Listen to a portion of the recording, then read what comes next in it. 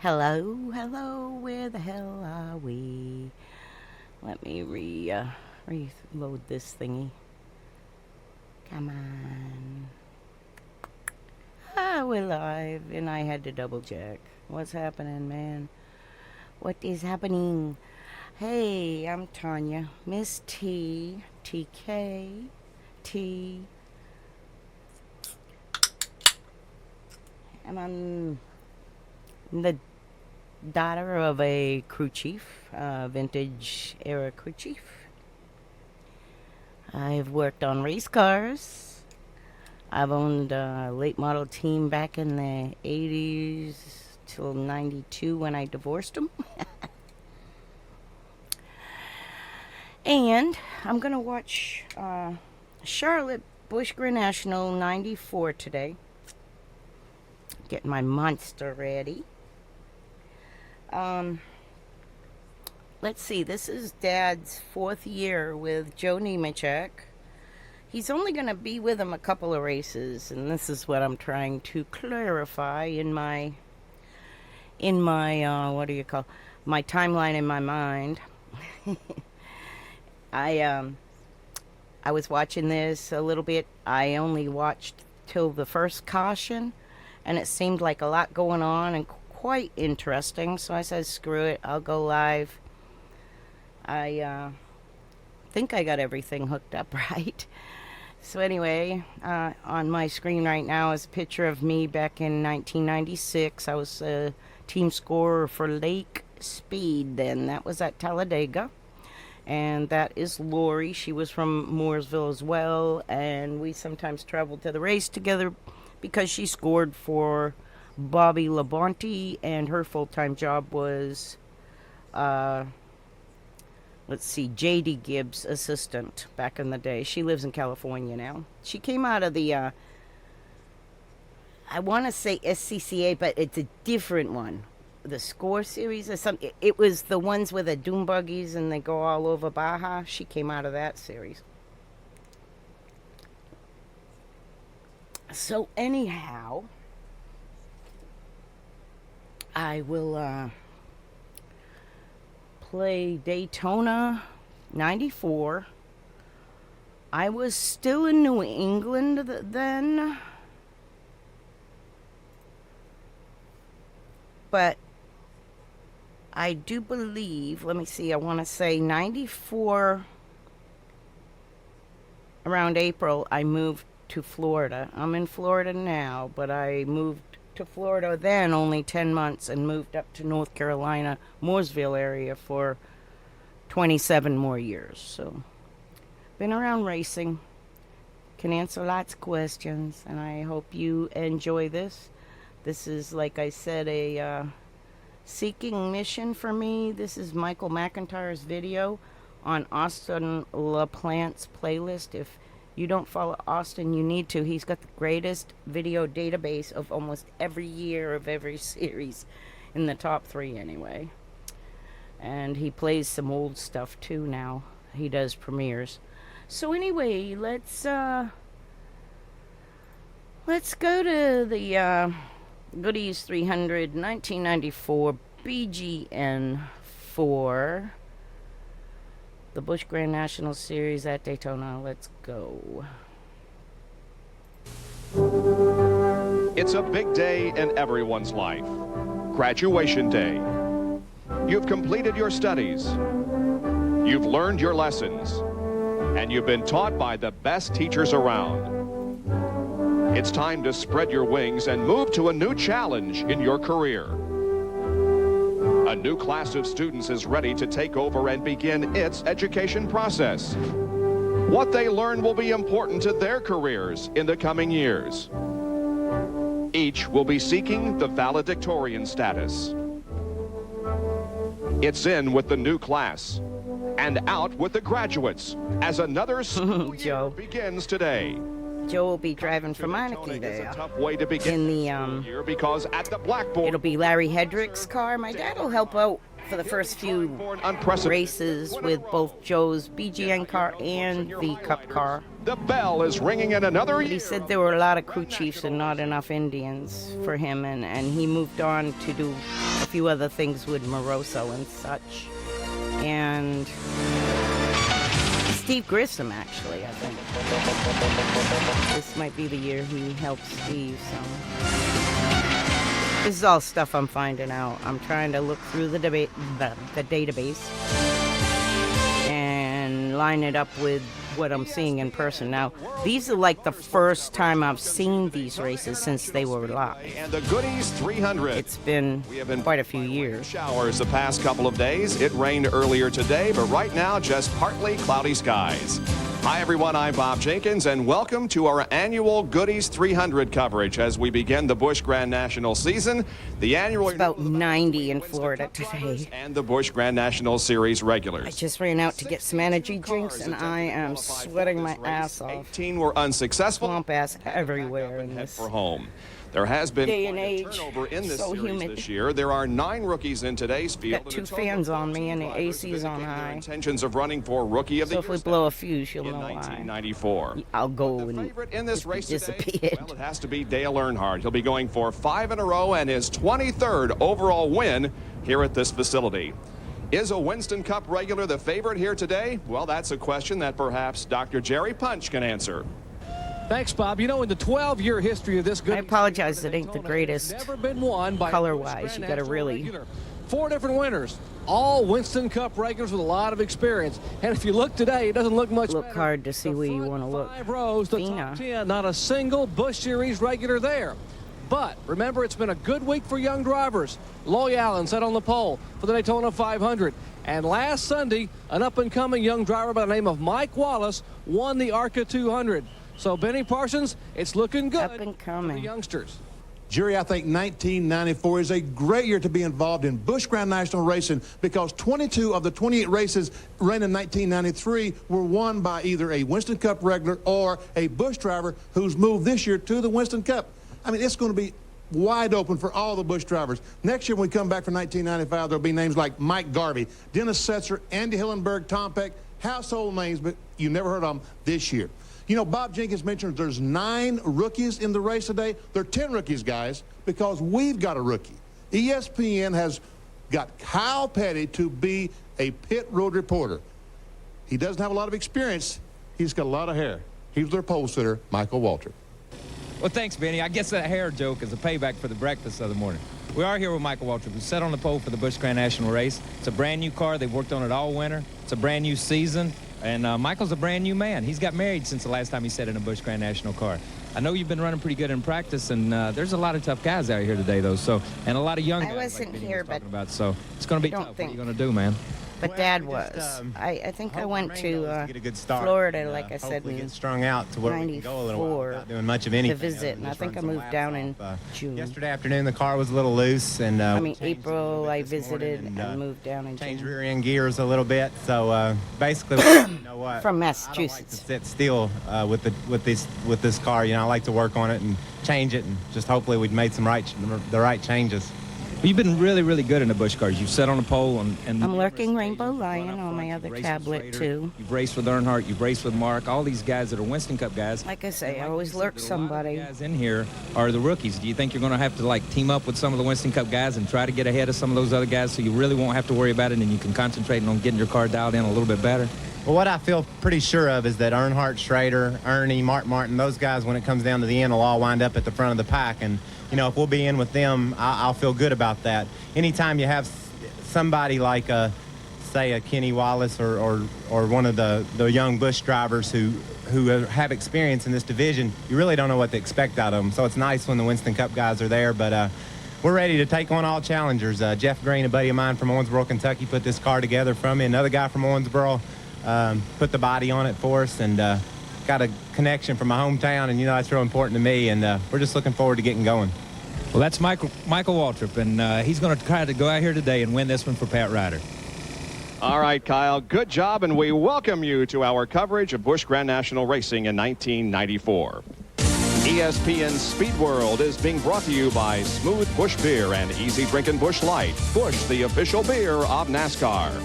By Allied Signals Autolite Spark Plugs, guaranteed for 2 years, no matter how far you go. And by Goodyear, #1 in tires. Welcome back to Daytona International Speedway and our coverage of the Busch Grand National Goodies 300. Set to go 120 laps of racing. You know, Michael Waltrip and Kyle Petty have been battling on the track for years, and you would bet that there would be a battle of sorts when the... We are sponsored by Bell South Mobility this year. BGN. This is what happened earlier today in rehearsal. So thanks, Benny. I guess that's a payback. Right behind him, the black and white car, With Michael Waltrip, who's set instead of the red and white. But they're both an 87, owned by Nemco. new season, and Michael's a brand new man. He's got married Nemechek. last time he sat in a Busch Grand National car. So what do you think about today? What do you think about your chances?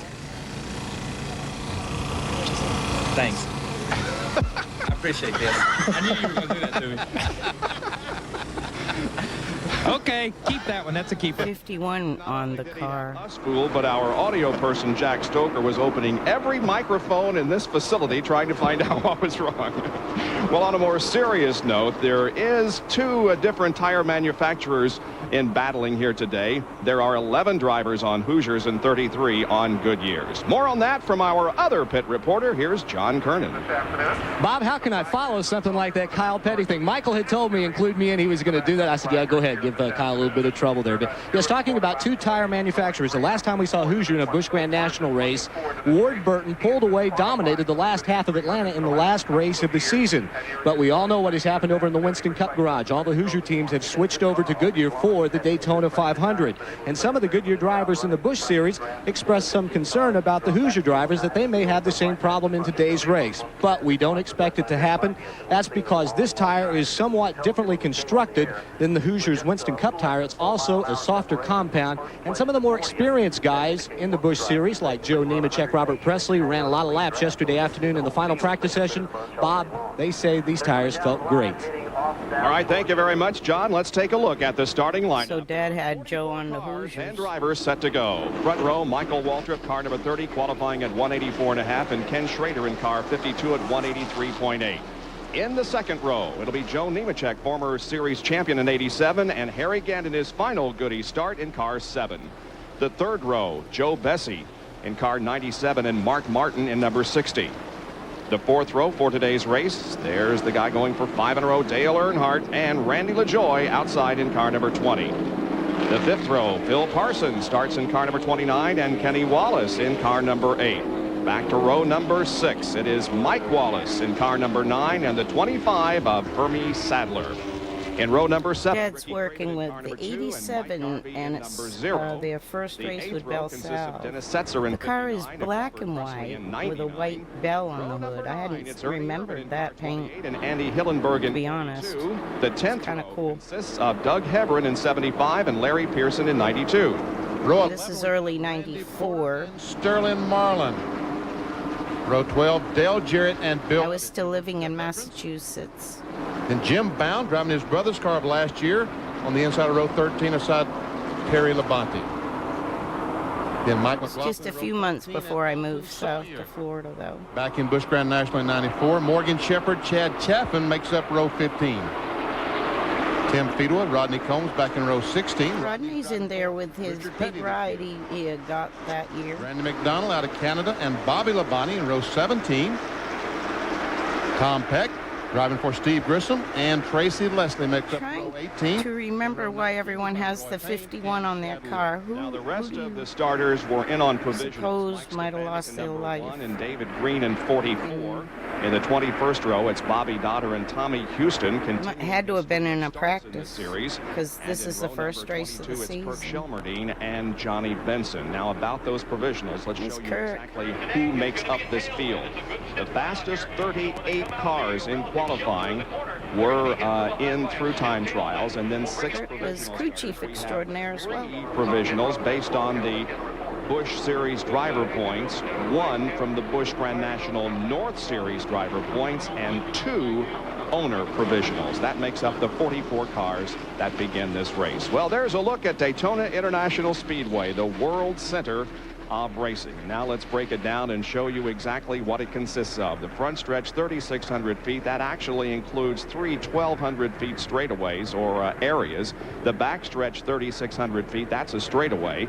In the corners, the banking is at 31 degrees. The back straightaway is banked at 6 degrees, and through the tri-oval here. Boy, you must feel like you're totally falling to the track is just to the right on those straights when it we goes have from had showers move 31 through the degrees to area 6 this morning. Didn't really soak the track. Got a little bit damp. Kyle, are there things that a driver concerns himself with at this time with the track that's just been rained on? Yeah, when you're getting ready to drop the green flag on a race, you're concerned about every little speck on the racetrack. And when it's rained like it does down here, it rains off and on, it blows through. It can be raining on one end of this racetrack and not on the other end of the racetrack. So that's a major concern. You barrel off into turn 1 and you don't see anything, and all of a sudden halfway down the backstretch your windshield starts fogging up a little bit. You know it's going to be wet when you get to 3. Any little damp spot on the racetrack can be really, really treacherous for a car and for the driver. So they're going to run some caution laps. Daytona does a tremendous job at drying this place out. The wind's blowing really strong today, so even if the racetrack is a little damp, it'll dry out really quick. Yeah, the rain shower that moved by here about 15-20 minutes ago was more like a fog that contained a little dampness, so it really didn't get the track soaking There's wet. rain on his However, it is windshield slightly damp. or water Riding with Mark Martin. on his We'll camera. be carrying one of our in-car cameras in today's event, and the other in-car camera is with Sterling Marlin in car. Maybe residual from the rain. There have been some cars in and out of the pits during this caution period, or the period before we actually throw the green flag. Let's get a description from Dr. Punch. Well, Bob, 2 cars came on pit road. Mike Wallace came down to pull some tape off the grill, but the more serious car down here, Larry Pearson, has been in twice with his car number 92. Apparently they have a miss in the engine. They changed the ignition Well, that boxes, did not stinks. cure it. He has gone back out, and he will try to catch it to the field as we are getting the green flag here at Daytona. Indeed, the green flag comes out for 120 laps of racing, and very quickly the inside row led by Michael Waltrip jumps out into the front. Ken Schrader, not a real good start as the cars head down into turns 1 and 2.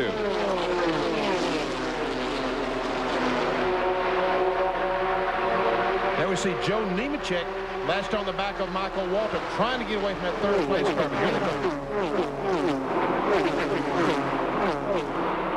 When the green flag dropped, Nemechek jumped in behind Michael Waltrip and went to second. But now we're seeing Schrader and Harry Gant move up and challenge Michael for that lead. The battle for second position. That's Harry Gant down on the inside and Schrader on the outside. Looks like Harry Gant wants to make his last run here in the Joe's car is black. It's on the outside or the inside. The inside. The outside one is Is your the. leader of lap number. No, he's on the outside. No, he's on the inside. Damn, he's blue and black. I don't remember that one. That's Nemechek in the 87 car on the inside. Wow, that's interesting. I know that's one of my dad's cars he built, Nemechek comes but up. I don't remember that paint. That's a cool one, though. Dixie in-car camera. Then they went to the rainbows. He moves in on Kenny Schrader to get a good draft down the backstretch. Now into the 31 degrees of banking once again, and Nemechek goes slightly ahead of Mark in turn 3. And Earnhardt is right behind Nemechek, trying to get by on the inside.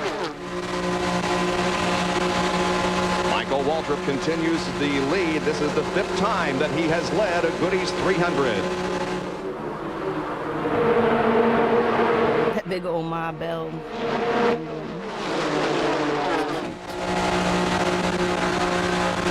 Inside Mark Martin's car, looking back here, Nemechek still on the inside.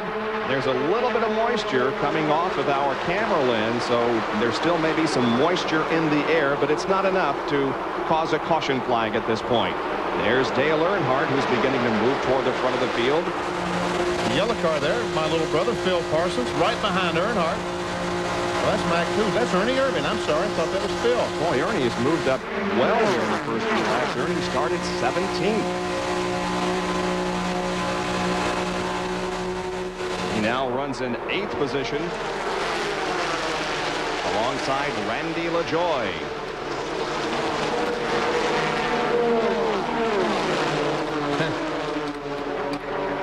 Mark Martin just can't get by. Now Earnhardt's trying to go by on the inside of Mark. Randy enjoying the 20 car. Ernie Irvin in the 28. Kenny Wallace in the number 8 car. While they're side-by-side racing in back of the front three, they separate themselves a little bit from the rest of the field. Man, I tell you what, Bob, this is a great race. It always is. This is one of the best races of the entire Speed Weeks. Here's Sterling Marlin go to the inside. That's a list of the sounds. I don't think I have song request on right now. I think it was We might making me explain skip Ned Jarrett, the voice too that much you normally hear on this old will be with us later in this event. But computer. right now he has other More. obligations with CBS. Of course, he's involved in the telecast of the Daytona 500 tomorrow. More sprinkles on those lenses. Look at the movement down the backstretch. These cars are running, folks. Believe it or not, they're running about 190 miles an hour right there. The 3 car, 190, and the 28 latch right on the back. Ernie Irvin. Meanwhile, Sterling Marlin closes up, trying to close up on the back of Ernie.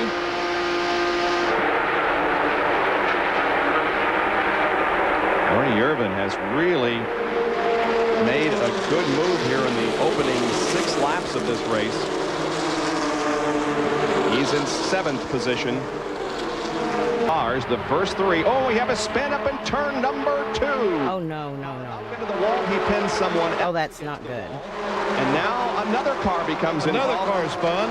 on the apron of the track. Now we've got a fire down there in the middle of the corner. And others hit the brakes and slide to a stop. We're still crashing. It's like Chad Chapman, that red car right in the center. And is that the 74 of Johnny Benson that just got in the back of him?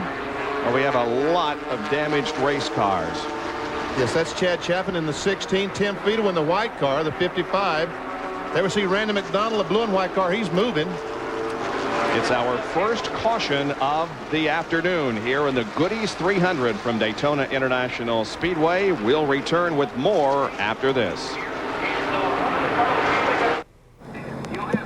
Under our first caution of the afternoon here at the Goodies 300 at Daytona, and this is the reason that we have momentarily stopped the competition. It involved an accident up in between turns 2 and 3, Benny. And 10 cars involved. The blue car, that's Mike Garvey. The 75 car that's in the side of him is Doug Hebron. And boom, along comes, is that the 63 car or the 1 car? The white, that's 63 Jim Bound that nails Garvey right in the side. And meanwhile, we're going to see other cars come spinning in. There's another car comes. That's Roy. Man, a lot of cars were taken out that The time. red car, I can't really tell the number on that. Ooh, look at Mike Wallace go down. And the 74, Johnny Benson comes in. That's Chad Chapman in the first red Jesus. car that I couldn't tell. I think it was Mike Hand side of your McLaughlin. screen here. There is Garvey going up into the wall and pinning Hebron. Oh, Garvey's the one They're that going to come spun down off first. the wall, and the Garvey car is going to get hit again.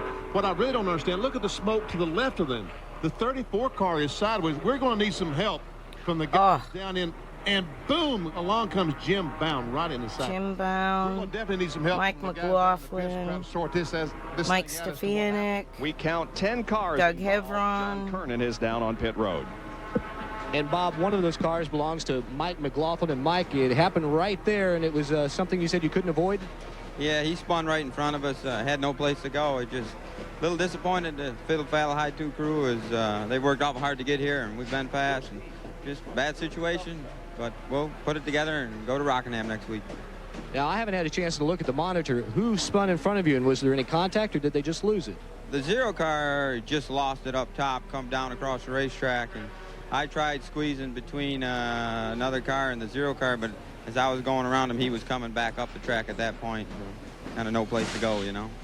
That's Mike McLaughlin down in here in the garage area. They're working on the car. There's a lot of damage. There's some A-frame damage in the left front suspension, and they're going to have a good afternoon's work to get this car back out there. It appears, however, that there are no drivers injured. Everybody has gotten out of the car.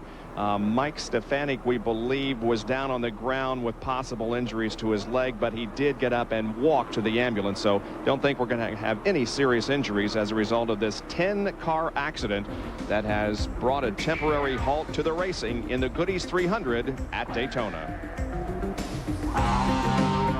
Back back at Daytona International Speedway. We're riding the pace car. You can see it pulls down on pit road, allowing the field to get the green flag and resume racing in the Goodies 300. Michael Waltrip, your leader after our first caution of the afternoon because of a multi-car tangle in turn number 1. And Michael Waltrip has led every lap so far in that Pennzoil Pontiac. Because he's not to be headed. There we see the yellow car right in the center of the screen was Dale Jarrett. There he is. Racing with the 99 of Robert Presley. Up on top is Ricky Craven in number 2. Uh-oh. I spoke too soon. Harry Gant wants the lead, and Ken Schrader wants second. Now Nemechek will join the draft at the bottom of the racetrack and put Michael Waltrip all the way back to 4th. Leaving Michael with no place to go. Pretty good get back to Mark Martin in the Winn-Dixie car. That's because he's battling side by side with another car. And here is Harry Gant leading the Goodies 300. This is the final time that he'll compete in this race. As you know, Harry Gant is hanging up after this season. John Kernan now is with one of those involved in that crash a few laps ago, Doug Hebron. John? Well, Doug, I know it's got to be very disappointing, but you are okay. You have been checked out in the hospital. Chris Carey and the crew are working on the car. Were you able to see exactly what happened up there? No, we were just going into one. I was following McLaughlin, and the 0 car got sideways. I don't know if he got hit or what, but got sideways, just came up the track, and he was just ready to came in the line that I had chosen to go in. And I just gathered him up, and then just everybody else just piled in.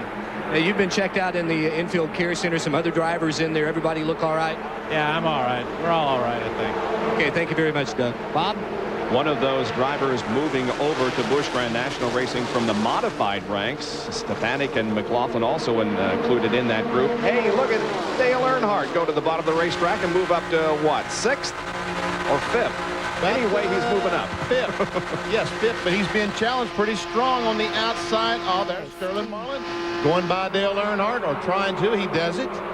Uh-oh, Earnhardt's hung out to dry. Here comes Randy LaJoie in the blue car. Maybe he can help Earnhardt get back to the front, as Earnhardt has lost about 4 spots.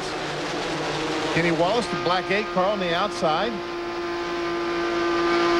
Looking back on Mark Martin.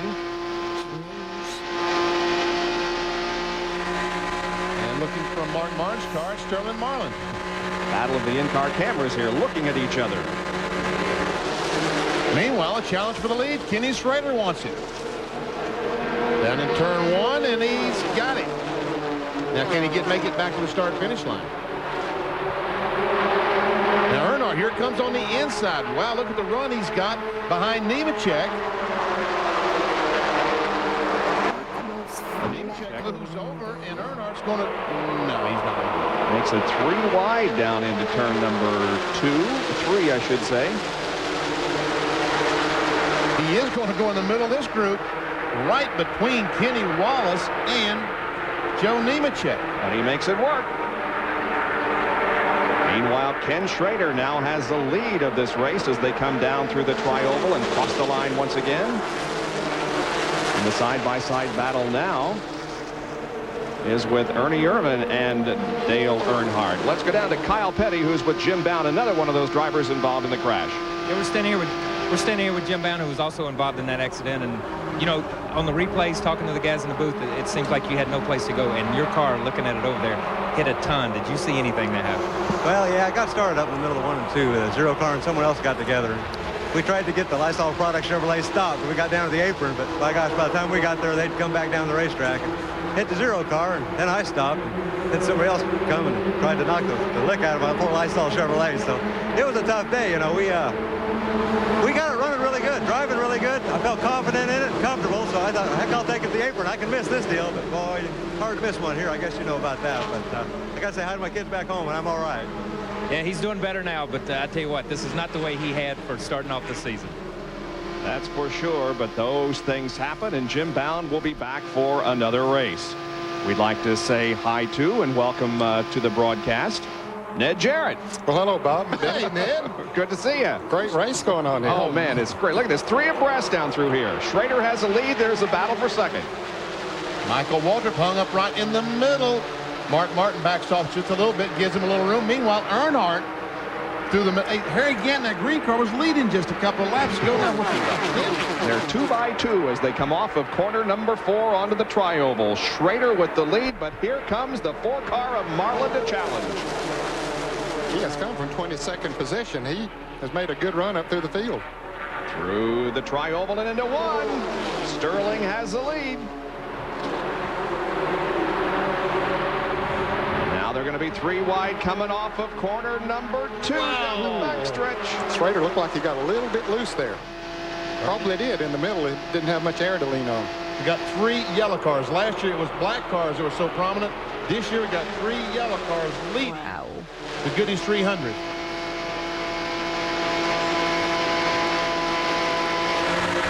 There's Mark Martin looking at those 3 yellow cars. That's Ernie on the inside, and directly in front of him is the Michael Waltrip car. Waltrip goes down, tries to draft by Sterling Marlin, comes to the line, dead heat for the line.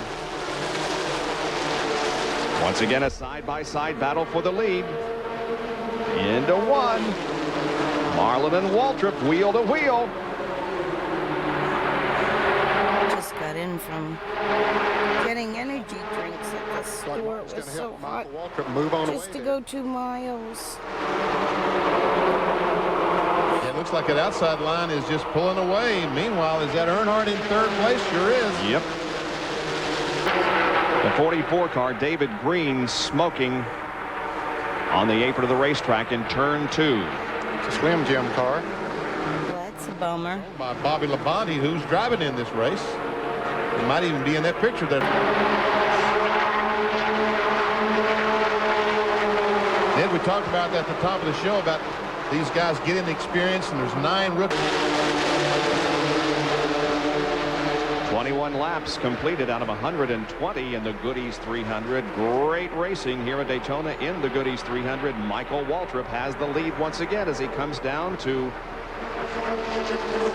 lead Mark Martin, Ken Schrader, and Dale Earnhardt. We'll be back with more in just a moment. Stay with us. Welcome back to the World Center of Racing, Daytona International Speedway, as Speed Weeks 94 continues with the Goodies 300. Here they come down to complete another lap. It's Michael Waltrip in the lead, then Mark Martin, Ken Schrader, Dale Earnhardt, and Sterling Marlin. We understand the 44 car of David Green broke a rod, and he's taking it behind the wall. That's bad news. Breaking a connecting rod is bad news. That's down on the inside, and it just tears everything apart. You take that one out and use it as a boat anchor. Tough way to start the season off, too. David stayed up in the point standings all year long last year, dropped back a little bit in the last race, but had high hopes for maybe trying to win his first championship. Of course, he's not out of it yet, but this is not the way he wanted to start. John Kernan can update us on Mike Stefanik. Bob, I've just talked to Julie Stefanik, Mike's wife. She just walked out of the infield care center. Mike came through and cut the right ankle, so they'll need to put in 2 or 3 stitches. But other than that, Julie says her husband's okay. Good. Doesn't sound like anything serious. Tim Fedewa, by the way. I grew up with Julie. Her father owned the Wood Chopper Special number 15 Coupe in Vega. Sonny Casella is her dad's name. Draft. He was 90. Who's drafting with him on the bottom will go to 2nd. Earnhardt to 3rd. Marlin may go to 4th here. Well, he and Michael are going to battle side by side down the racetrack. If Mark Martin can make it back to the start-finish line, some of the guys told me that he's never led a lap in the Busch race here in Daytona. Is that Mark Martin? And last year he won 7 races in that Winn-Dixie Ford. 7 of these Busch Grand National races. But didn't make the field in his own car here a year ago. Yeah. Just simply wouldn't go fast enough. We understand that the 30 car of Michael Waltrip reports that the car is pushing. That's the reason he's dropping back a little. So Mark Martin has led a lap in the Goodies 300. Now it's a 3-car breakaway. And there is Hermie Sadler, who has come into the pits. Young driver from Virginia in the Virginia is for Lovers car. He's back out there. Yes, Michael Waltrip definitely has some problems because he's backpedaling pretty good. There we see him on the inside. And what is he, back to about 15th already? Terry Labonte, the white number 14. It's Chad Little, the black and yellow car, number 23. I guess that's Harry Gann on the inside.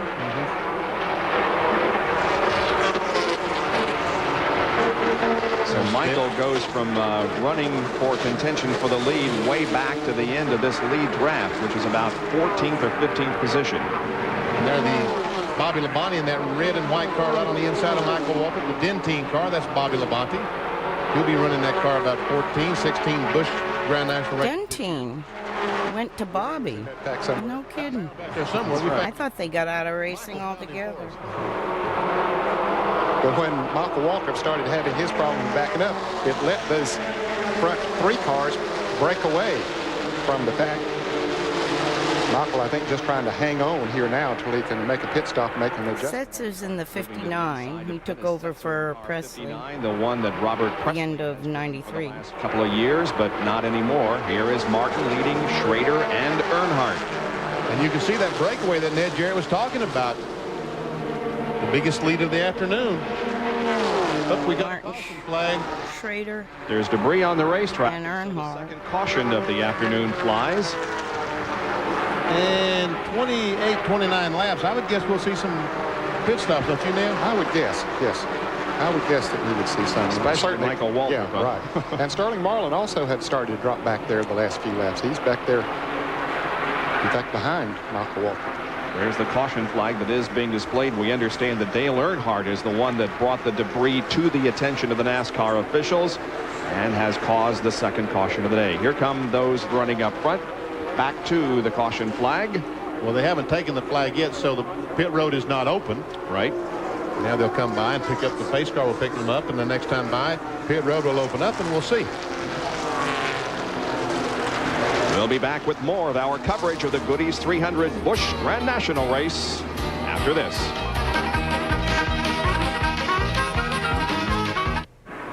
Back at Daytona International Speedway and the Busch Grand National Goodies 300. Today's overhead shots courtesy of the Goodyear blimp Stars and Stripes from Pompano Beach, Florida. At the controls, Captain Richard Daniels from Burbank, California. A long parade of cars down pit road. Just about everybody is heading in for some service during this second caution flag. We have completed 30 laps of this event. Mark Martin, who's the leader of the race, is in. So is Ken Schrader and Dale Earnhardt. Why don't you just name the field? It'd be easier to tell them who's not in the race. Let's go to John Kernan down on pit road. Well, Michael Waltrip was in. We told you he's having a problem with the car pushing. They will change all 4 tires. They're also going to make a spoiler adjustment. I just saw Sterling Marlin in. You'd mentioned he was running well. They have also made a chassis adjustment in the left rear as Mark Martin heads down pit road. Left side's going on for Michael Waltrip as they're sitting. He's full of gas. On go the final lug nuts. Michael kills the car as he starts to go. Finally gets it refired and heads down pit road. Man, oh man, Michael is going to be about 25th when he gets this Pennzoil Pontiac back on the racetrack. Yeah, he lost a significant amount of track positions there. Meanwhile, the first I car. wonder where Joe Kimo. His crew was pretty fast in the day. It remains on pit road as they're still working on the left side of that car. Now they've got it down, but Harry Can't go. The car is stalled. Phil Parsons is also still in the pits.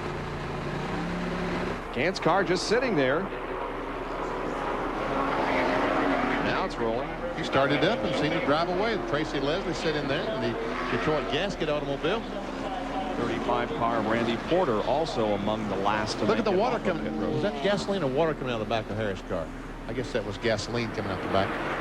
He spilled just a little bit during a pit stop. Mannheim Auctions.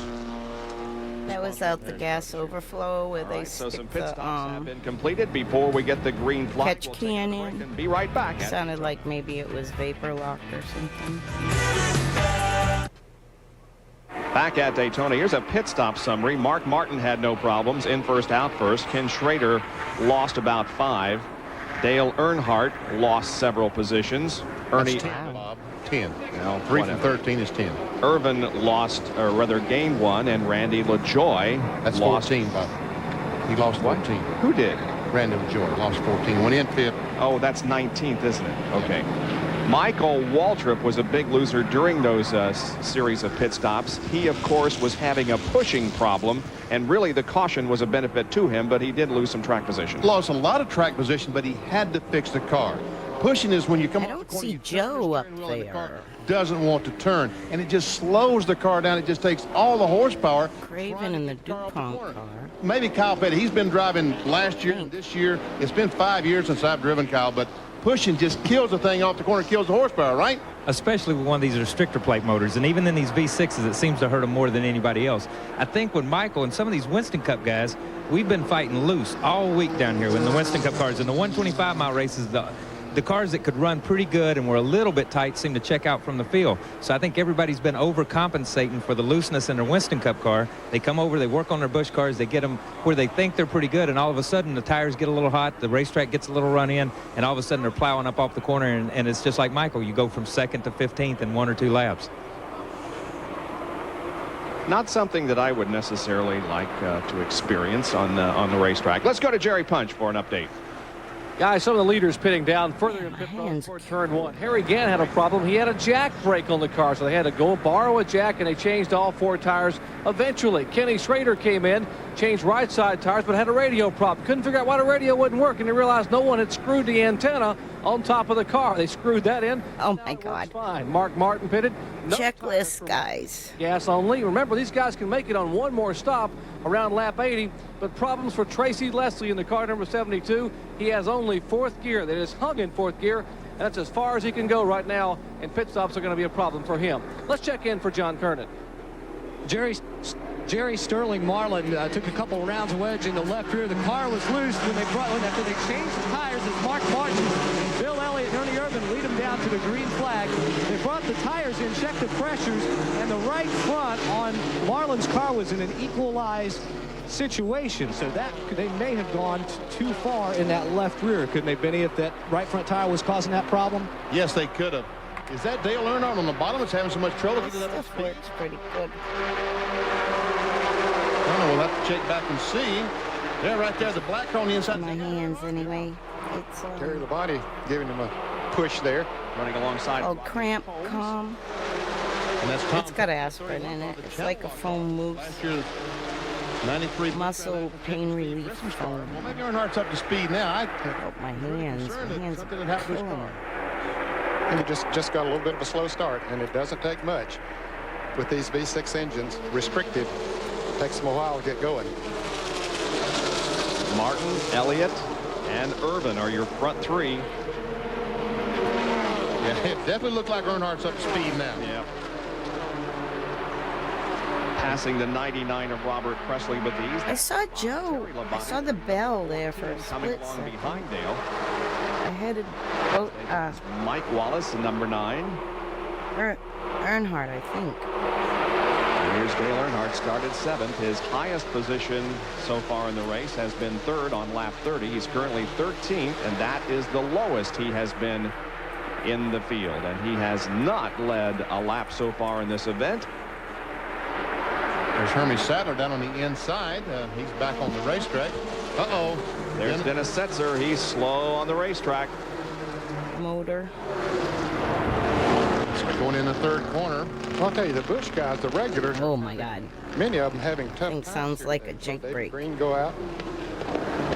Now Setzer and Hermie Sadler made an unscheduled pit stop earlier. Larry Pearson had some problems to begin with in the 92 car, the Stanley car. But meanwhile, Martin Martin's not having too much problems. And Bill Elliott had a great Mark pit stop. Elliott To the in front. that Bud car. The Bud 11 in Busch. From Mark's car looking back on Elliott. Bill started back in 24th position, sitting right there now in the leaders bumper. Here's a field summary for you. Watch for your favorite driver to see where he is. Bit of shopping. Fords have not fared well in this particular race here at Daytona. As a matter of fact, the last time a Ford won, well, it happened before it became the Busch Grand National Series. It happened back in 1980 when Jack Ingram was driving. believe he was driving the Carolina Tool car then. I believe that's his car he was driving. He drove their car on the Super Speed Racing back then. I saw Bobby Hawkins, who owned Carolina Tool, down in the pits. He says he's looking to get back in racing with his son. Here comes Ernie on the outside of Bill Elliott. Now, Kenny Schrader in the AC Delco car behind Bill Elliott, and meanwhile, there's Kenny Wallace right behind Ernie Irvin. Joe, I think's in the top 10. Schrader's chosen Bill Elliott. Now then Mark Martin moves over to give Elliott a little hand and put Ernie Irvin by the wayside. I missed it on the rundown, but it's the first slide. Well, we saw Dennis Setzer having a problem a minute ago. Let's go to the pits and find out what happened. Well, Ned, Dennis pulled it in. Moments before he got in, I asked his crew chief, Ricky Pearson, what he thought the problem might be. Ricky just shook his head. Elliott just took the lead. They shut lead. the engine off. Before they shut it off, it sounded as if it was running on only about 4 cylinders. So they have pushed it behind the fence, and they are going to go to work on the car right now. In fact, Ricky and the crew are looking at it now. We'll hopefully be able to talk to Dennis in a minute. Let's go down pit road to Dr. Jerry Punch. John, as we're watching the car, I'm gonna get that cream in my eyeballs. Running behind Bill Elliott, talking about Martin's incredible string in Busch Grand National Racing. Last year he ran 14 races. Of the 14 he ran, he had 5 times he was involved in a crash, 2 he had mechanical failures, and 7 times he managed to finish. Every race he finished, he won. But incredibly, he has never done well here at Daytona, as you mentioned early. Until about 15 minutes ago, he had never led a lap here in a Busch Grand National race. In fact, the past 2 years in a row, he hasn't even made the field. This is quite a change for Elliott, Mark, and Schrader. He's in second place at the moment as Bill Elliott has assumed command of this event. Thinking that's Joe. A few, 1, 2, 3, 4, 7. 28 car, the Mac Tools car that Ernie Irvin is driving, is a Ford. We've always associated him with General Motors cars in the Busch Grand National. That is a Ford. There's the serial on Bill Elliott. Lap number 17, he was 8th, back to 11th, and back to 12th. Beginning his movement forward by the 29th lap, he was 6th, and on the 39th circuit, he comes into the lead. Hey, boy, it looks like he's pretty racy, too. Sure does.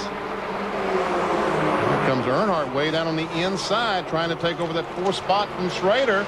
Labonte has been following Earnhardt all the way through the pack from about 20th spot. He once again chooses Earnhardt. Ernie Irvin just went by Schrader coming off of turn 2. Now Earnhardt trying to move around him.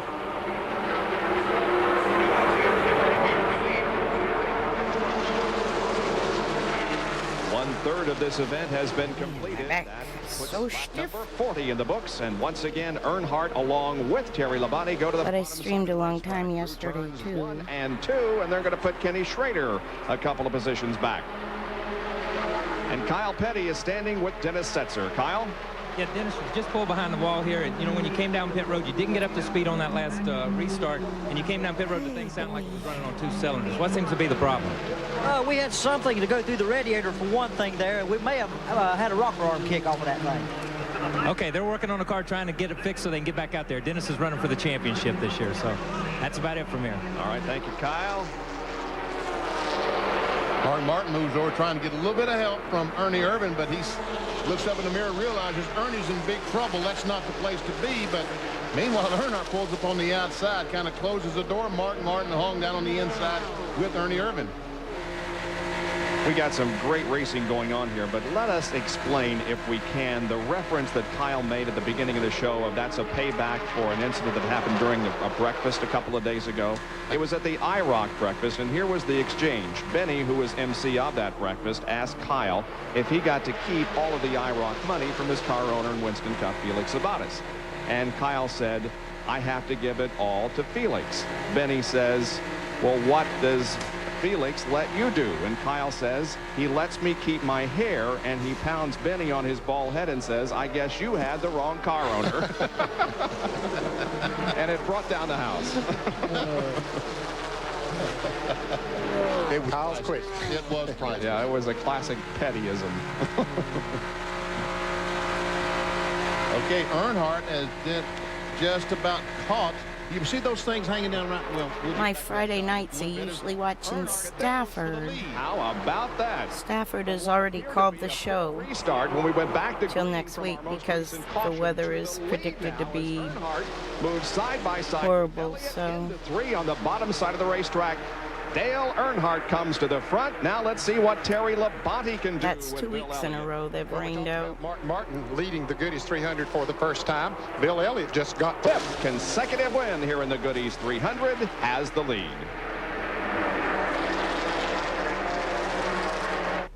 ESPN Speed World coverage of the Busch Grand National Goodies 300 from Daytona International Speedway. It is Dale Earnhardt who leads this event with Bill Elliott running in 2nd position. In 3rd is Terry Labonte. 4th is Mark Martin, then Ken Schrader and Ernie Irvan. Riding along with Mark Martin.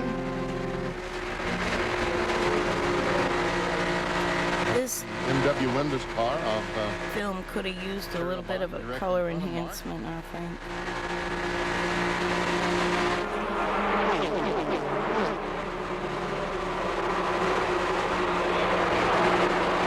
Now, I was going to tell you just a little bit ago, Bob, when you look out the rear window, see that thing dangling in the back of Mark Martin's car? Yep. That's the strap that holds the the roof flaps. Oh. You know, the deal when the car turns backwards, Yep. the flaps come up. That's the thing will not let them fly over. That keeps them at that level. That's a washer on the Roof very flaps. bottom of that cable. It goes up and This stops. is the innovation of the That- roof that allows flaps. the flap to Basically stand 93, straight up. 94. And I'll tell you what, NASCAR has apparently solved that problem, because during the Twin 125s last Thursday, we saw both Richie Petty and Chuck Bound come to looking forward to getting off to a good start, trying to win the Busch Championship this year. This is the 11th race, 11th Goodies 300, in which Dale Earnhardt has led at least 1 lap. Tell you what, he lost Pretty spectacular stat right there. whatever they did during that pit stop, they sure solved his problem, because he was about a 5th place car, and right now he does look like the cream of the crop. If that yellow car on the inside of Michael Waltrip gets up there, we'll find out just who's the toughest. Michael is going towards the front. He came out, we documented the fact that he had a long pit stop, but he has been. And one other driver that we told you had a bad pit stop was Harry Gant. He couldn't hardly get out of the pits under his own power. Finally did, as we watch Michael Waltrip now move to the inside of Randy LaJoie and take another position away. And now he moves to the inside of the 8 car driven by Kenny Wallace. He is on his way to the front. Now he's going to challenge Ernie Irvan. Tell you what, Michael Waltrip's car does look awfully fast right now. Ernie comes down, tries to discourage Michael from going on the inside. That doesn't work. No. Here comes Morgan Shepherd. Yep, Shepherd Moving right on in there. The race for 2nd place is Bill Elliott is passed by Terry Labonte. He's just going right through him like a thrashing machine.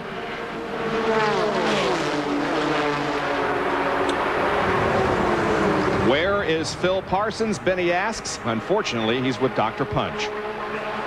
Exactly, guys. I found Phil Parsons, and Phil's having the wind blow some hair in his eyes. Never happened to your brother when I interviewed him. Phil, what happened today? You had a good run going. Yeah, we did, Jerry. Something happened to the distributor. I don't know if the rotor button broke and it broke the distributor cap. I was going through 3 and 4 and the thing just shut off.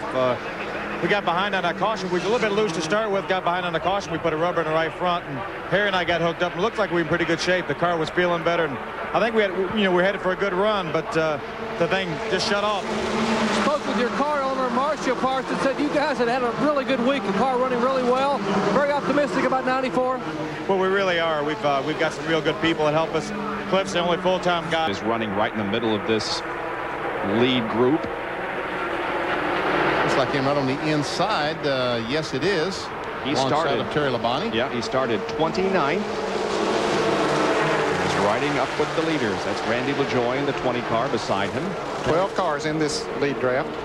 We started talking about Morgan. He got hung on the inside and all going by on the outside. Sorry, Morgan.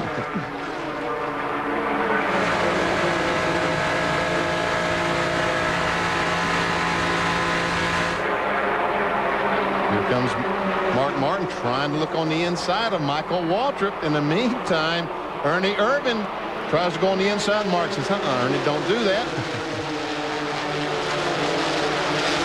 got Earnhardt and Schrader on the outside in a pair of Chevys. We got Mark Martin and Ernie Irvin on the inside in a pair of Fords. And meanwhile, they're all chasing the Pontiac. We will keep an eye on what happens as some great racing is occurring here in the Goodies 300 from Daytona. Back in just a moment. Back at Daytona International Speedway in the Goodies 300 Busch Grand National race. Part of Speed Weeks 94. Michael Waltrip continues to lead this event.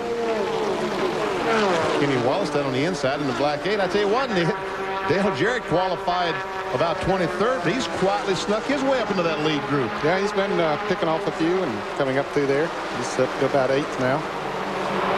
See, that's him in the yellow car just to the right, just the very last car on the right side of your screen. Morgan Shepherd there in the red and white car, right behind Dale Jarrett. Here's the Oh, man. Joe Nemechek. No, I didn't know about that. Slowing down, former champion of this series. Well, that blows. He's going to be an early out in this event. That's up in 3 and 4, and I hope he can get back. He's going awfully slow. We're not quite to the halfway point. Michael Waltrip has had his ups and downs here today. Those He was the pole Buick V6s was were the leader of this event, but look where little hand grenades. third lap. Their 22nd. Then he began. engine builder was Dennis Boyd. He was really, really good at it. They didn't have many failures. In the 53rd lap, Michael Waltrip is our leader once again, ahead of Mark Martin, Ken He Schrader, made a lot of power. Labonte, and others. Now Labonte. That's Earnhardt in the street. Oh, I'm sorry. Dale Earnhardt. Okay. Earnhardt is losing second position now, isn't he? Well, he's been contested for that position. He hasn't lost it yet as Mark Martin pulls up behind Earnhardt. And let's see. Barry Labonte had a notion to try to go between them, but said there's not quite that much room in there. It's about a dead heat that time for the position. Meanwhile, Randy LaJoy doing a great job. That blue car right behind all him, the Fina Loop car, Randy LaJoy. Yeah, he's found him a groove up on the outside and has just moved around several cars in the last 2 or 3 laps. Now Schrader will challenge Waltrip for the lead. Wow, where did that come from? He got a good run off of turn 2 down on the inside and just moved right up beside him. Man, oh man, he was contested. I thought he was having trouble passing Earnhardt. Well, now he is having trouble passing Michael.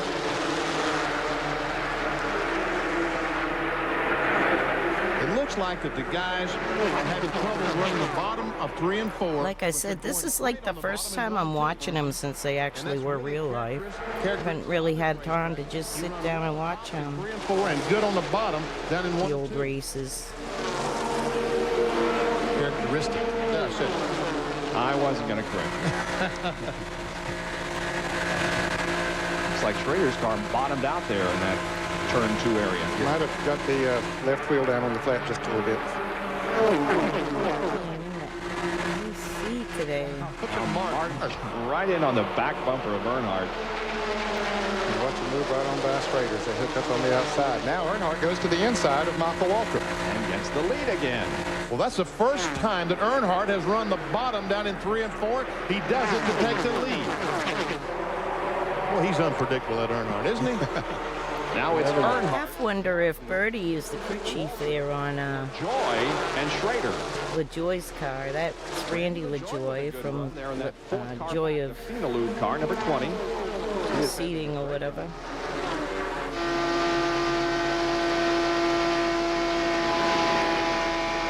Corey's dad. Taking a look on the inside of... Actually, I think Corey became a father again, and that would mean Randy's a grandfather again this week. Has lost the handle just a little bit. Yep. Saw that on Twitter. Loses positions to LaJoy and Schrader. Now Morgan Shepherd is on his back bumper. This might be a year that LaJoy wins the championship. Car that they're going by, the Budget Gourmet car. Yes, it is.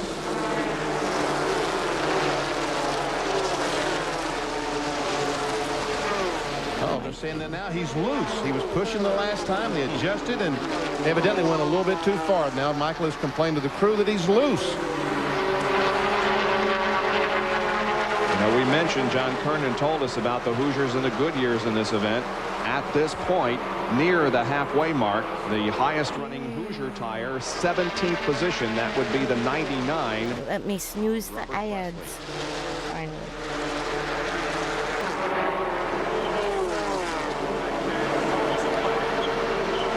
So evidently Michael has changed his line around the racetrack to accommodate that loose car because Place is packed for a Busch race. It's pretty good to see. Back there in that position. You know, he's going to try to come up and do something about it. Can he?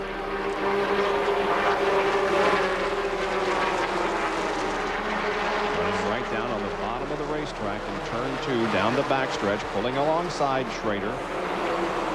Schrader's quite the old tough guy. He's still racing some. Kenny and Michael both able to keep Earnhardt back. Schrader goes by on the outside to take the lead. And you see Michael Waltrip slip up there in front of Randy LaJoie. He was going to try to go with Schrader, but couldn't quite get far enough up there, and now Mark Martin is moving. Well, you guys are exactly right. I spoke with Danny Marshburn, who's the crew chief for Ernie Irvin's Busch Grand National car. Ernie looked up, said the mirror just snapped off and fell down in the car. Now, he cannot see it all behind him, so now he really has to rely on his spotter. His spotter basically has to be his eyes or his rearview mirror. And Ernie Irvin's spotter is Vic Irvin, his dad. As we are here in the just past approaching the halfway point here at Daytona International Speedway. 120 laps comprise the Goodies 300. Back with more after this. Back at Daytona, the battle continues up front. Just some tremendous racing here in the Goodies 300. Ken Schrader continues to lead, and Harry Gant is in the pits. Yep. In fact, he is going Taking the left. wall and calling it a day. See how many people are running out of the way. Harry Gant. Every time. I would Cracks guess me that I up. would leave it behind the wall because he's not racing. You don't for the hang out championship. at where pit road So there's no point. entrances. 3 wide racing down the backstretch once again. Terry Labonte on the inside. Gee, no one's standing here. You could see so well. Morgan Yeah, no Shepherd to the wonder. outside. Now Earnhardt has fallen from the lead back to the 7th spot. Gary Punch, what's happening with Earnhardt? Spoke with Tony Uri a minute ago, the crew chief here on Dale's Busch Grand National car, and Dale had radioed and said that the car was very loose. We got to be real careful we don't pinch the car on the bottom of the racetrack. That's what Dale said. But then the next lap by, Dale goes down on the bottom of the track in turns 3 and 4 and takes the lead, and now tries to work his car down on the bottom of the racetrack. So Dale says it's loose, but apparently he's living with it right now until they get their next pit stop somewhere around lap 80. And we are in lap 63 right now, so we are just past the halfway mark. There is Kirk Shelmerdine in car number 19. Cool. He, of course, the former crew chief for Dale Earnhardt. Spent many years in the Winston Cup ranks as a crew chief. Look now, there. how about that? He's coming up on the lead draft. He is. He's picked up that lead draft and coming right up on him. Ned 17th. Well, I am really impressed, Kirk. That is terrific. Wouldn't it be great if he could catch his former boss or driver, Dale Earnhardt, and draft on him? Say, okay, Dale, now you've told me all about this. Let me just see it in person. Kirk ran, of course, extremely well in the ARCA race that we televised from here a week ago. And we talked then about how this guy is indeed a racer. Earnhardt takes over that 5th spot from Michael Waltrip. Meanwhile, it's Schrader, Mark Martin, Terry Labonte, Randy LaJoie. Interesting. And Kyle is with Harry Gant. Kyle? Well, I'm here with my motorcycle buddy, Harry Gant. We rode across the country last year, but you ran really good at the beginning of the race. You run up there in the front, you led the race, you diced it out. Then you had a jack brake on that pit stop, and it got you caught in the back, and you never got caught up. What ended up happening? Well, the car was the Mannheim Auction Chevrolet here. Boy, it really ran super on the start, but I got a smell of some bearings, oil hot, going out early. And, you know, I tried to dice around and drop back and try to get a little more air before that caution came out. And when the caution came out, the jack broke and we got behind. And it just seemed like it wasn't going like it ought to. And they started calling my times out, and it was progressively getting slower. And it knocked the bearing out. Well, that's it from Harry. I'll tell you what, it's going to give him a little bit more time to ride his motorcycle this afternoon anyhow. You know, we talked about the Grand National guys and how they have not ever won this race since it's been a Busch Grand National Series, and the only Busch Grand National regular in the top 20, the top 10 right now. My dad was with Nemechek at this race. They qualified 6th, and they just blew a motor a few laps ago. They didn't interview him, though. Richard Petty, the French's Mustard car, going to campaign the entire circuit this year in the Busch Series. John Kernan has a report on Kirk Shelmerdine. Well, you know, Bob, talking with Kirk Shelmerdine and his crew, this is the team that Tom Peck drove for last year and years before. Kirk is coming in not only Wow, my he's a hands are so professional driver, swollen. he's also a crew chief. He can help that team in setting up the car. This morning, they decided to go with a little bit softer spring in the right front of the car. They also put a full rubber in that spring so they could pull it out. Kirk's idea. I asked Butch Enders, the crew chief on that team, exactly how good it was to be working with someone with Kirk who could also drive a car and knew how to set one up. He says, oh boy, it makes my job really easy. All he's got to do is make That might be wanting in. now and they'll be all set. I'm gonna run and see where she is. I heard her pounce the door. Running in 9th place, a little bit behind the front 8 there. You can see a gap back to his yellow car. And then Terry Labonte is trying to get second position from Mark Martin, and Dale Earnhardt will make it 3 abreast going into 3. Well, he'd already passed Labonte going into 3, so it wasn't as bad as we thought it was going to be. Yeah, I think Terry backed off just a little bit there. We don't need to have that kind of a scramble here at this point of the race. And Earnhardt has moved up to the 3rd spot. Behind Mark Martin and Ken Schrader. See Ernie Irvin and Michael up on the inside, and LaJoie pulls up on the back bumper of Earnhardt. Now we see Sterling Marlin has caught that pack back, so now there are 9 cars in the lead draft. Well, there's a little bit of separation between the first 4 and the rest. They've separated here just the last couple of laps. Yeah. I think those guys will get in line. They'll be able to catch that lead group, but no one wants to get in line.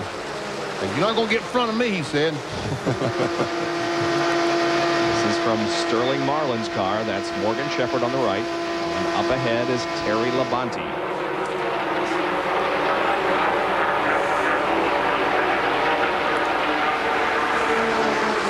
Jerry Punch has a comment on those running up toward the front, Jerry. Well, Bob, if you look at the front 3 cars, remember Dale Earnhardt changed 4 tires on that caution flag pit stop on lap 29. We mentioned Kenny Schrader changed 2 right side tires and fixed the radio. What we didn't tell you was that Mark Martin did not change a tire at all. Steve Mills said, hey, these Goodyears are running so well, we're going to stay out there. And right now, next time by, lap 70, they will have run 175 miles on the same set of tires here at Speed.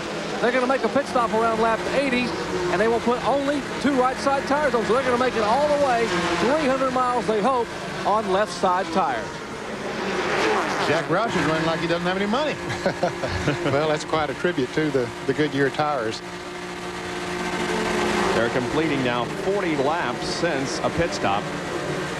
Folks, I was just being funny about Jack Roush not having any money. Certainly he does have money to buy the cars, but if it doesn't need them, there's no point putting them on. That's right. All right, let's take a look at our AutoZone race recap here as we have completed half distance.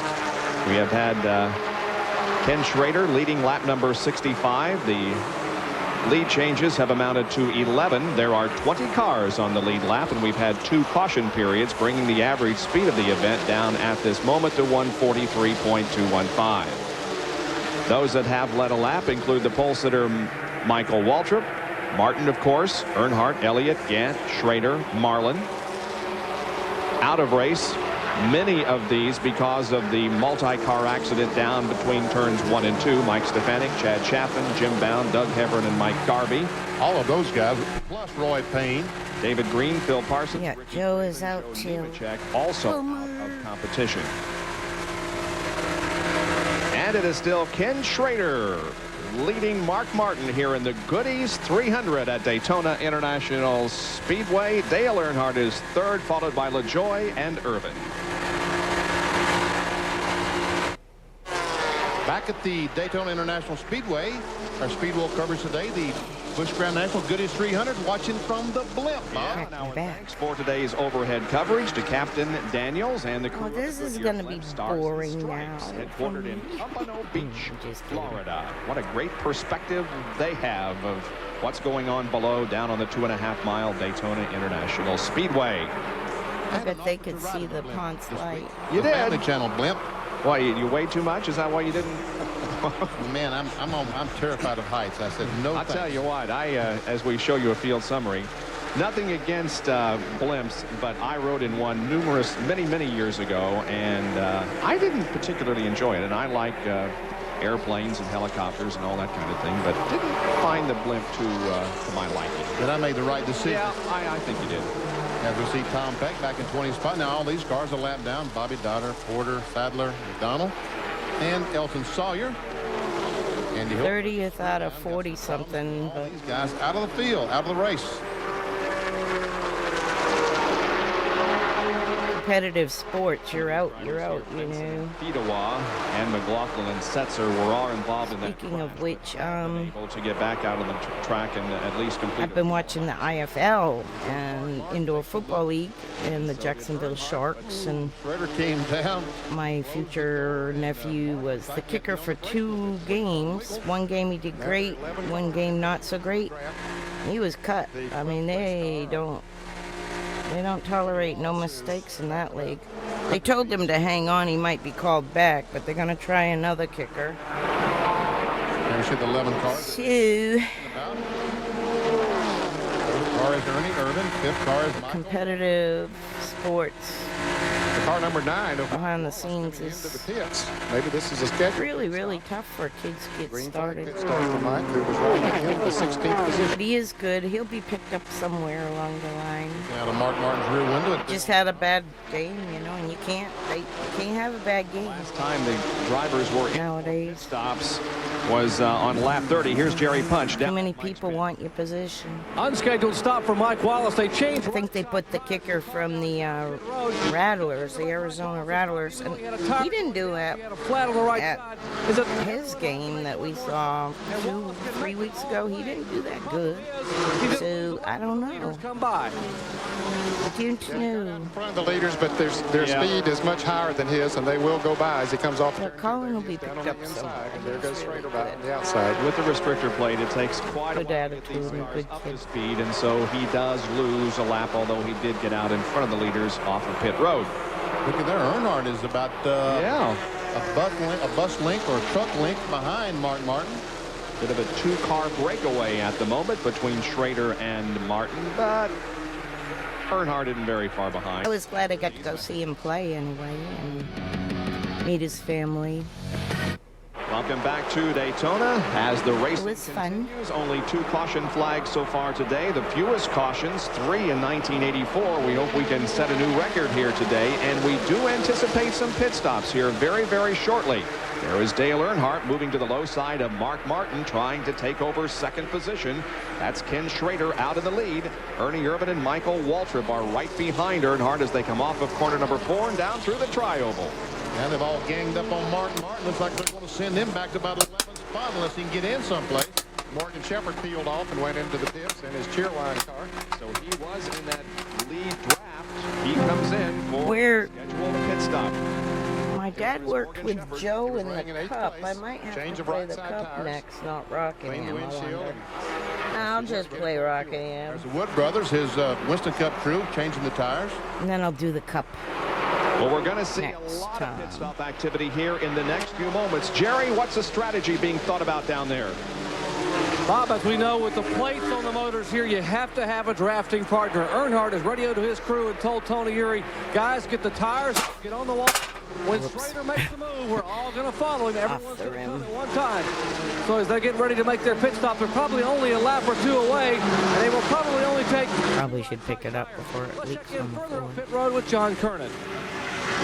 Jerry, I'm in Michael Waltrip's pit. He and Sterling Marlin are pitted right next to each other on pit road, and consequently right now they're running almost nose to tail. They will plan to pit in about 2 laps. What they're talking about is possibly taking on 4 tires. So it could be very interesting to see how these round of pit stops all shake out with either 2 or 4 tire changes. We should be seeing those very soon here.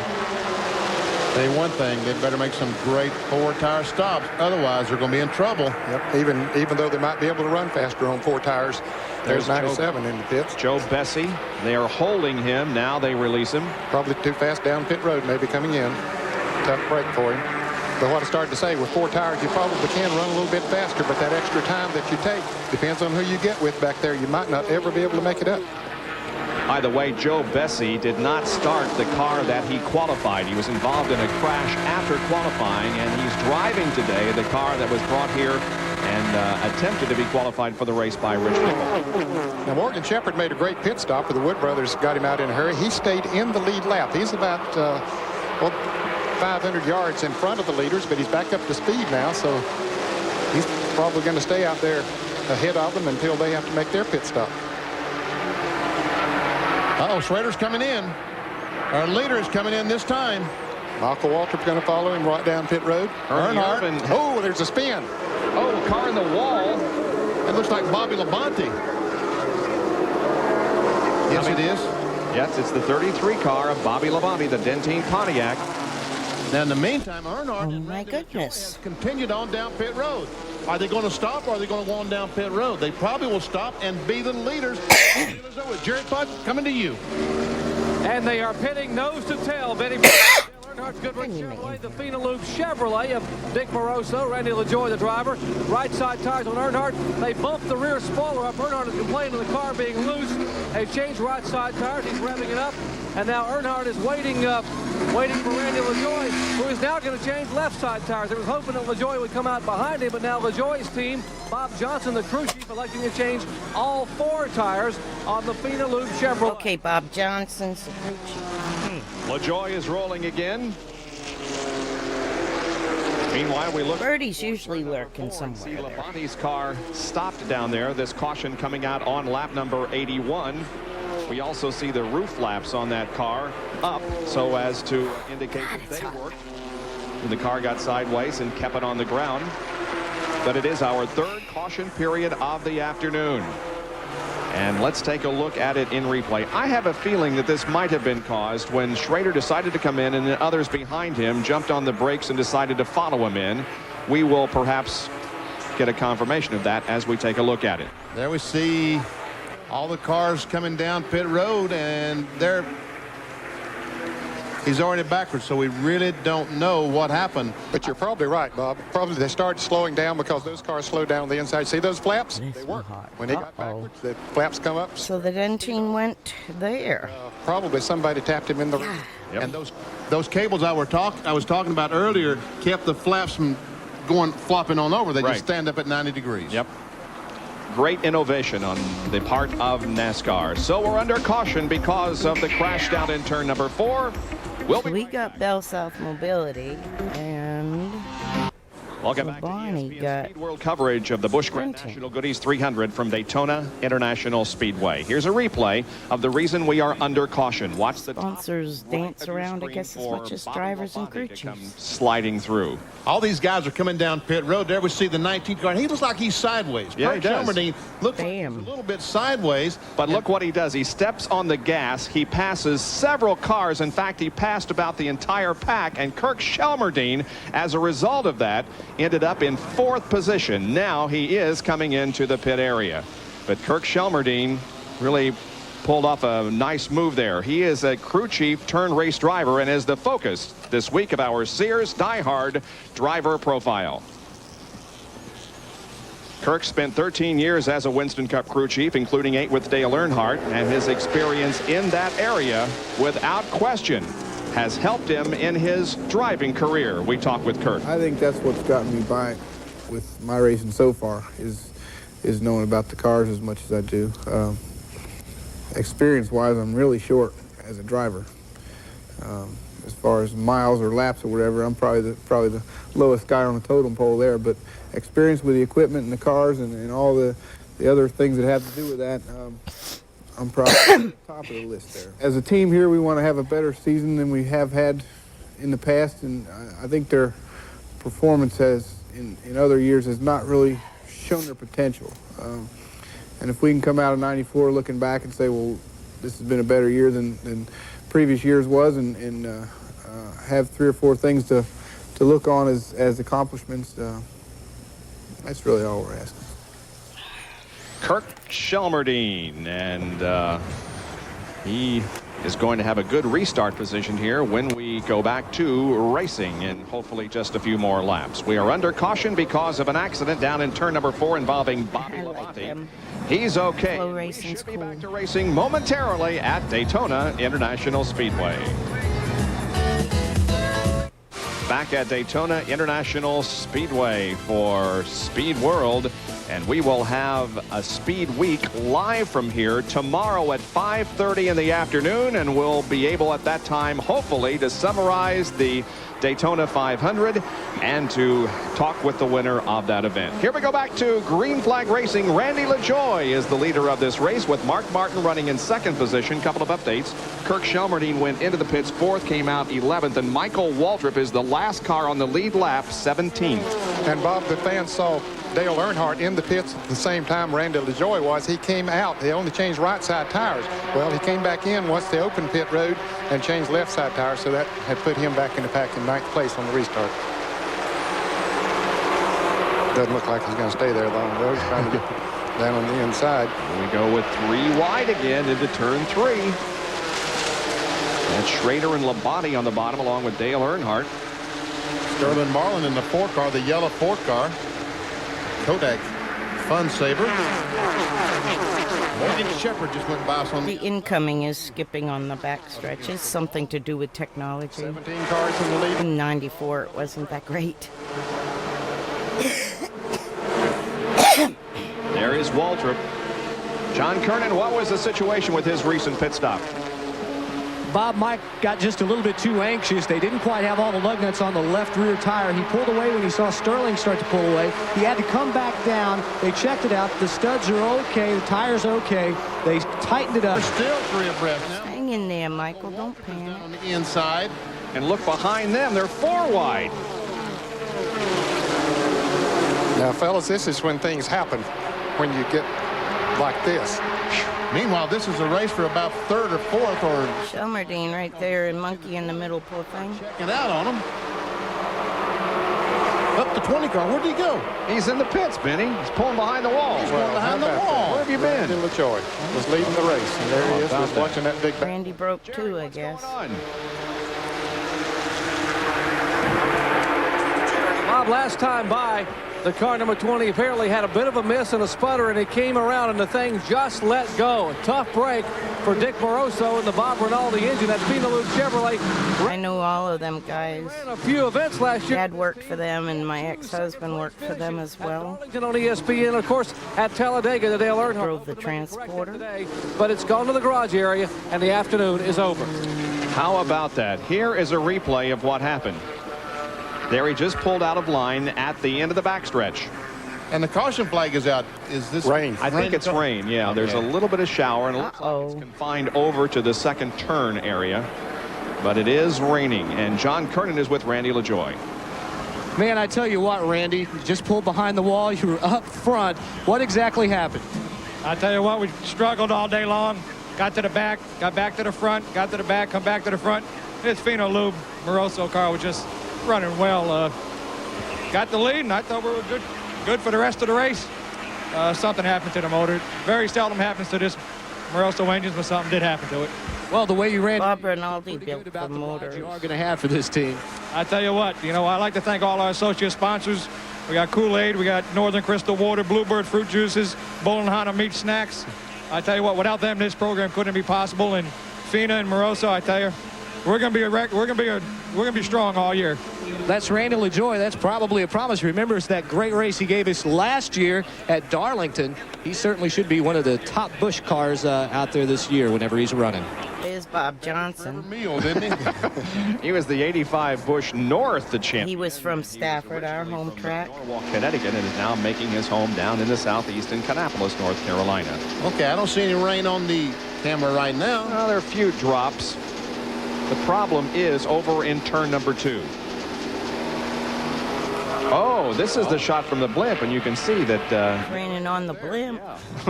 Definitely raining up there. That's another reason I don't want to ride in the blimp. See, it's dry here and it's raining up Now you can see as he Uh-oh. goes onto the backstretch, he's encountering rain. No, he's going into turn one there. Oh, okay. All right. Yeah, right. Tell you what, I wish it would rain here today. Come up For the a past week. It's Yeah. so muggy out there Things for right a while, now. but they never last very long, and the track dries quickly. We'll show you a field summary, and you can Breezy though, have some time here. but it's very ascertain how humid. your particular driver is doing in this event. Bill Elliott was up front at one time. He's now back to 10th position. By the way, we would like to say hi to Casey Elliott, who just celebrated his 20th birthday on the 13th of this month, last Sunday. As many of you know, Casey's in a battle with cancer, and he had surgery recently, and we understand that everything went very well. And Casey, we hope to see you back at the racetrack very, very soon. And a hello to Robert G., former Busch Grand National owner, who is in the Raleigh Rehabilitation Hospital after suffering a stroke. Robert, our best wishes are with you. Now look at that blue sky. Let's go race down where that blue sky is. Out over the ocean, which is that direction. It's all clear. See now, it stopped raining. Going in the third corner, it stopped raining. Amazing how it can rain in half this racetrack and not at the other half. All right, we are under a caution because of rain here at Daytona. You're watching coverage of the Goodies 300 Busch Grand National Race. Bob Jenkins, Benny Parsons, I don't mind Florida because I live in the middle of a nature Kyle Page, John Kernan, and Jerry Punch back with you at Daytona, where earlier today nature park of the Mayflower Truck Drivers Challenge Series beside a bunch of state parks. It's just an outer boundary. You can't go any, you can't go far. They're getting the rules. Yeah, the briefing to the drivers as we normally see. Now these trucks are taking off. They're timing them. They have to, there's an observer, watch them as they go through pylons. They have to stop and back up. And can you imagine backing up about a 60-foot tractor and trailer? Well, My ex wanted to do that really badly, but they gave it up in '94, and he started racing, driving transporter in '95. Teams that compete. And I think he drove until 2004. Pylons. I was only married to him until '97, but I think he continued to drive about 5 more years for Roush. And then Michigan, and then I think he was with each individual winner. Kansas team, if I'm not mistaken. And the guy who wins the overall championship will take home $15,000, plus will be given a trip to New York City, the banquet. as Richard Bostic, the truck driver on the 40 car, driven by Bobby Hamilton. That's an in-car cab camera or whatever. Richard Bostic, I think, was with Bobby Allison's Ricky car. Simmons won here a year ago, but it was grumpy again, Benny. Mike Culberson, who was the champion in 1993, won the first round and $1,500. So there'll be a party in Daytona tonight. And congratulations to all who participated. We'll look for you at round number 2 in Atlanta. There's an overhead shot of the speedway. You notice Lake Lloyd there on your right. That was created by the creation of the banks here in a very leisurely boat that is out on Lake Lloyd this afternoon. That place wasn't so leisurely yesterday during the Goodies Dash race. That's David Hutto spinning to the inside, but now watch to the far left. David Stacy's car slides all the way to the third embankment, separating the infield from and Stacy goes plop into. Wow, it's been a long time since one went in the lake. Darnell did it in 1964. Only the third driver in history to do it. It landed wheels down. You can see the safety worker there making sure he doesn't get his feet wet. But when Dave Stacy climbed out of the car, hey, he doesn't care about getting his feet wet. Just get me out of here. Sploosh, sploosh. That Dave was not injured whatsoever. He was checked over at the infield medical center and released. But what a ride for David, huh? Ned, is it true that Tom Pistone used to wear a life vest when he drove here at Daytona on this racetrack? Seems like he did. I don't. Was Tommy Irwin the other driver that had gone in there? I think he was the first, 1960, and then Bay Darnell in 64. And we also might tell you that Mike Garvey, who crashed here earlier today, we've checked on him, and he is okay, and in fact is already on his way home. So we're getting set after this brief shower to resume our racing here in the Goodies 300. We'll be back for that in a moment. Back at Daytona with some special thoughts a minute ago for Robert G. and Casey Elliott, but how about some special memories here in the Dale Earnhardt pit? That is Neil Bonnet on Dale Earnhardt's tool card here in the pits, always smiling, Neil Bonnet. You see the picture down low and the picture back up in the last race car he drove. Neil Bonnet here in the thoughts of everyone's, particularly Dale Earnhardt, who is dedicated today and tomorrow to his fallen buddy who lost his life 8 days ago in a practice crash. Back upstairs. I had a feeling that's what the 51 was, but I didn't want to say it unless I knew for sure, because I noticed the 51 on everybody's B post. 1994 for the loss of Neil Bonnet, also for the death of Jack Foster, and of course the fatality that claimed the life of Rodney Orr. It has not been a pleasurable 2 weeks that we have been here, and we express our sympathies to all the families of the drivers involved. There's the 52 car, Schrader, and he's slow on the track. Looks like he's lost a cylinder, an engine, something. He just did not get up speed. Meanwhile, here comes Michael. This is why the 6 cylinders didn't last. They had to turn them so hard. Earnhardt. Schrader was running in second place on the restart. So much gear. Didn't go. And look at Keep momentum. through this pack. Hi, Panic. How you doing? Up toward the front, and his car. This is 94 Bush Daytona. Mark Martin is your leader. My dad's car already blew up. And then a scramble. About halfway. And it looks like Michael. It was sponsored by Bell South. It was a black and blue car. Black, blue, and white. Before they went to the Rainbow Bell South. But that was only with him, I think, for a few races Heavy contact in this year. Side retaining wall. Because I think he was helping with the Meineke car a little bit. They made some contact. And then And Schumerdy brushes the wall. I think he Pit road and at least check it over. went to, Example of his tremendous driving ability. Not only is he fast and able to be up I front, think Grissom for a little bit. at Daytona. Well, look, I'll have to look at the record. smacked the wall. But maintain control. Great job, Kirk. Or Moroso. He was 2 laps down by the 97 car, I should say, of Joe Bessie was 2 laps down. That's the car that was just ahead of Kirk. Yeah, Kirk was running up in the top 10. Yeah, in the lead. In the leaders. This is where it all gets crazy, is 94. My dad's here in 94. He bounced around a lot. This year, there goes Earnhardt by Terry Labonte. Here comes Bill Elliott. Elliott is back in the thick of things. Meanwhile, here comes Sterling Marlin. I remember Bell South merch. I remember Meineke merch. Marlin goes by Mark Martin. I remember And, somebody going by Earnhardt on the inside. That was the Ernie Irvin car, the 28 Mac Tools car. And Waltrip drops to the inside, making it 3 wide down. Something wrong with Michael.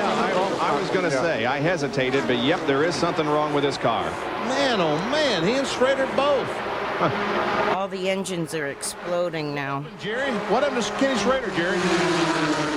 Manny, probably when they restarted the race. Dad went to that 31 mid-season here somewhere. That rings a bell to me. Kenny Schrader's crew will begin to pack up here in the pits, and Schrader will take that car back to the garage area. And a major disappointment for Michael Waltrip, as he too will be limping toward the pit area. Does he have a problem maybe with the spoiler on his car? That's one of them. Our spotters saying that the right side of his spoiler fell off. Well, he's still out on the racetrack. He's going by right now. Yes, the right side of the spoiler is off, right, John Kernan? That's exactly right. At first, Michael felt it. When it came off, he thought he had a tire that had gone flat. Uh-oh. The spotter saw that the right side of the spoiler had come off of the race car. And it's sitting on the racetrack right now. You can see where it's come off. What a disappointing day for this team. They're now sitting in there trying to figure out how to get the problem fixed, but I wonder if he'd be a little faster. You want that weight on that left rear more. It's a good one to fall off. Well, I don't know how he didn't spin out, because the rear window came out of my car one time and I spun down through there. I don't know. They almost want that spoiler to flatten out. Apron of the racetrack is out of the groove down. And there, NASCAR is going to black flag Michael. Oh, man. Make him go in and put that spoiler on. There, the black flag is being displayed as Michael goes by. Oh, what a tough break. He had an awfully good race car. But up front, the battle continues, and it is a great battle. Sterling Marlin leading. We'll be right back. Back at Daytona International Speedway, Ernie Irvin now leading this event. Mark Martin running second, followed by Bill Elliott and Dale Earnhardt. Those four broken away just a little bit from the rest of the pack. Terry Labonte running back in 5th position, leading the second group. Then comes Dale Jarrett and Sterling Marlin. All Winston Cup drivers up front. I was watching Rainbow Line and I wonder if he rated out. But he was It's on a commercial though. back on lap 78, then moved to 6th, fell back to 10th, stayed there for a few laps, but now is in 3rd spot. Michael Waltrip is in. Here's Kyle. Yeah, this thing seems to be, it's not come unbolted from the deck lid. It's broken. It's actually broken where they welded the thing together. Michael's complained about his car being It might be still on Rainbow. They beat on the spoiler. That's one of the major adjustments on these Pontiacs, and I well know that, to get the car tighter or to loosen the car up. And evidently they've just adjusted it so much it's broken the weld. So, you know, I cannot believe that he hung on to the car in the middle of a pack, much less drove it around there by himself. I mean, I wouldn't want to be out there like that, Bob. Man, oh man, that was scary. And we see he's turned the engine off, and they're talking to him. He's only 1 lap down, I think, right now. Meanwhile, the leader's on the back straightaway, and it looks like they have the rear spoiler changed, so he might get back on the racetrack. Only 1 lap down. We'll see. Ernie Irvan leading Mark Martin.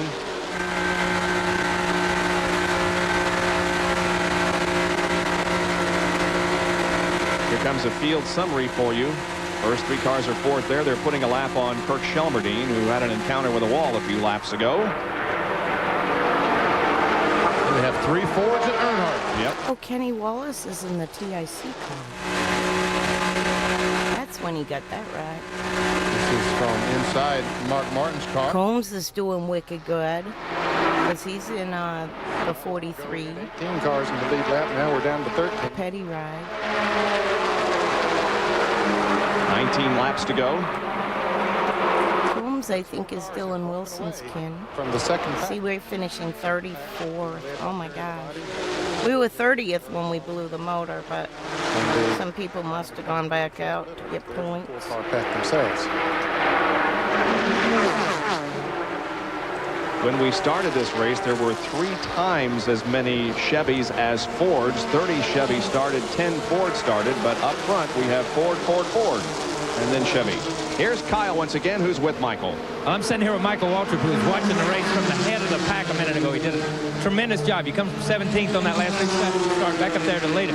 I can't believe that you drove the thing without the spoiler on it. I mean, I got to give you that one. I was going to give you a little flack here, but I tell you what, the car you had today was absolutely incredible. I know this is going to be one of those things you think about. I cried for 2 weeks after Daytona last year, but man, I hate to see it happen. It just sucks to sit here and watch, you know, watch them without being out there, because I called them on the radio. I said, if we don't win this race, it's my fault because we got the best car. And going into one of all places, the spoiler blew off and it turned sideways. And I thought maybe I had a tire go down and wanted to feel it for 3 and 4, and I knew something was wrong. It's just a disappointment. And then when the spoiler flew off and I was getting ready to come to pits, I think it broke a valve or something. So I tell you what, a disappointment for Michael Waltrip, but I can tell you what, the way they ran today, they'll be back, man. And the streak continues. This race has never been won from the pole position. Michael was our pole sitter. Yep. Well, I know Pat Ryder has to be terribly disappointed. That's Michael's car owner's wife. She's sick up in Charlotte watching this race and was hoping for a get well present. Pat, it didn't happen today, and I'm sorry. Watching from Mark Martin's perspective, up ahead is Ernie Irvan, the leader of the Goodies 300, coming off of the 4th turn and in the tri-oval. Hey, guys, I tell you what, looks like Earnhardt might be in just a little bit of trouble because these 3 Fords pulling away from Earnhardt just a little bit. And we have 3 groups of cars running together. There's pack number 2 being led by Labonte, and then back to the 3rd group of cars, and I believe that's Morgan Shepherd, isn't it? It certainly is. He and Kenny Wallace leading that pack. And there's Kirk Shelmerdine. He's been in the pits, checked his car out. And also Hermie Sadler in the 25 car. Virginia is for Lover's sponsored car. Hermie is 14th. He's being shown as 1 lap down.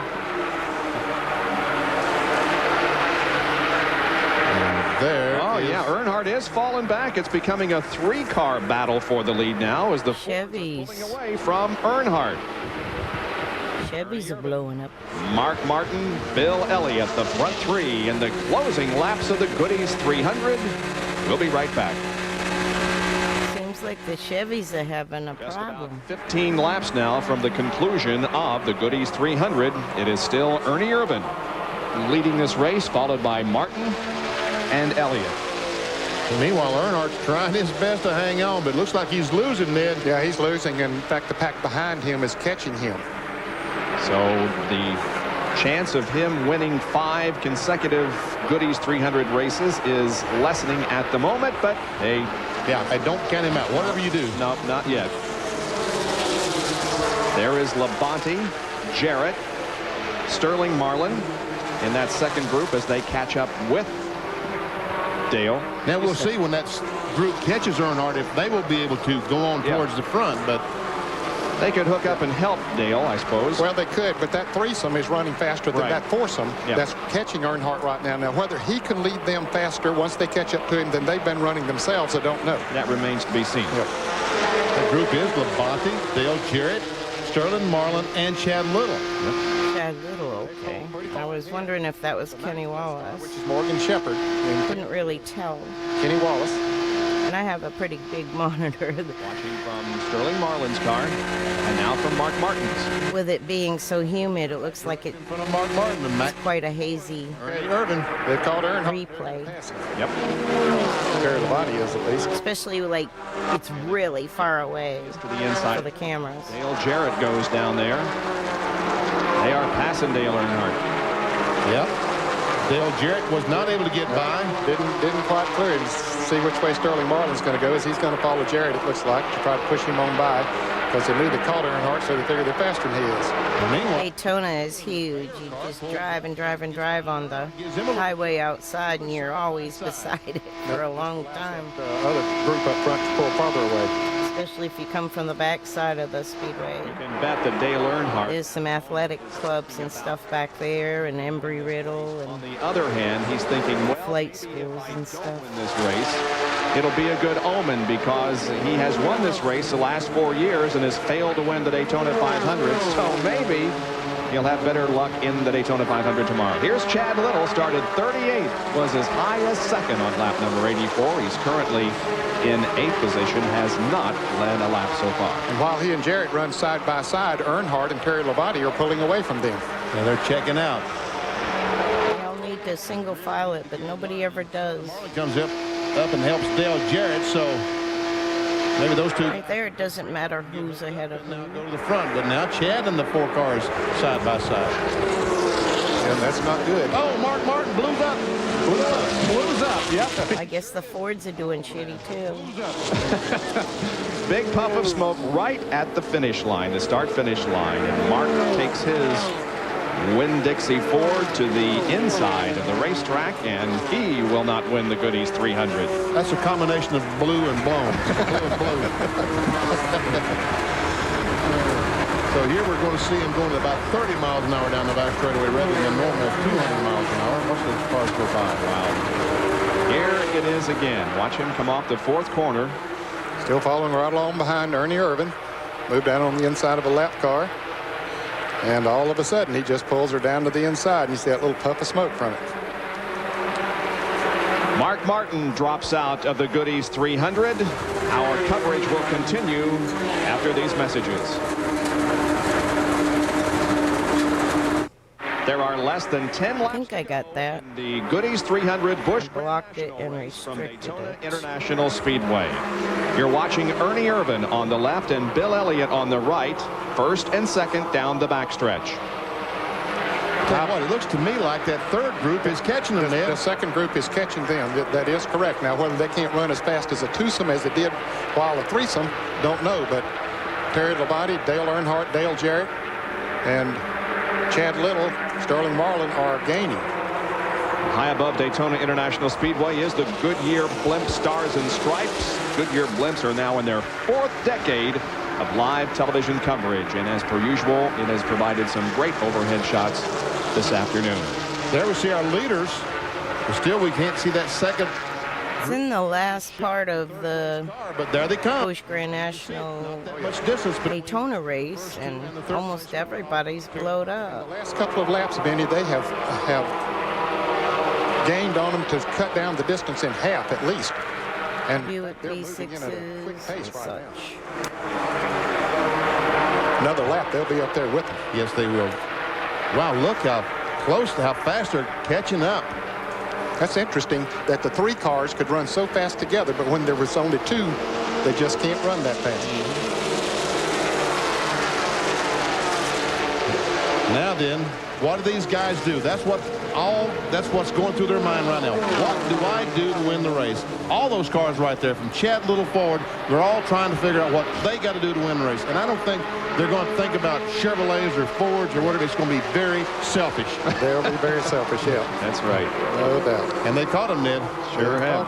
Labonte is now right up on the back bunker. Well, Kyle, what do you think's going to happen here? I was just standing here thinking the same thing, man.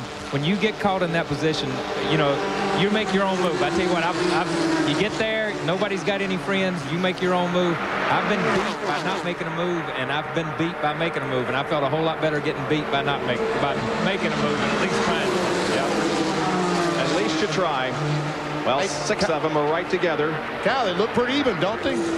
I tell you what, this looks like the IROC race yesterday. These cars have been incredibly even all day. Michael Waltrip had the best race car here from the time they dropped the green flag on, but everybody else is really, really equal. What do you see? Ernie, Elliott, and He's got his hands full right now. A lot of Labonte and Earnhardt right there. the rear view mirror Sterling off the inside of that car on their previous pit stop. and Chad Little having a good run. To tie wrap the mirror back in the car, and Ernie right now has a mirror full of cars right behind him. It's a good thing you put one on, huh? Meanwhile, as we watch this group of cars, Sterling Marlin in the 4 car has lost the draft. You see that yellow car is missing from the back of the... Yep. He has lost the draft. He's by himself. He can't catch up by himself. There he is. Oh, it's Sterling back there. That he was running right up at the front, but he's out of the pit. Yeah, unless they would start running side by side for several laps, that's the only chance he would have. He's back to the 7th. And Chad is... He looked on the outside. Oh, it's Michael Waltrip still running there. I thought he was...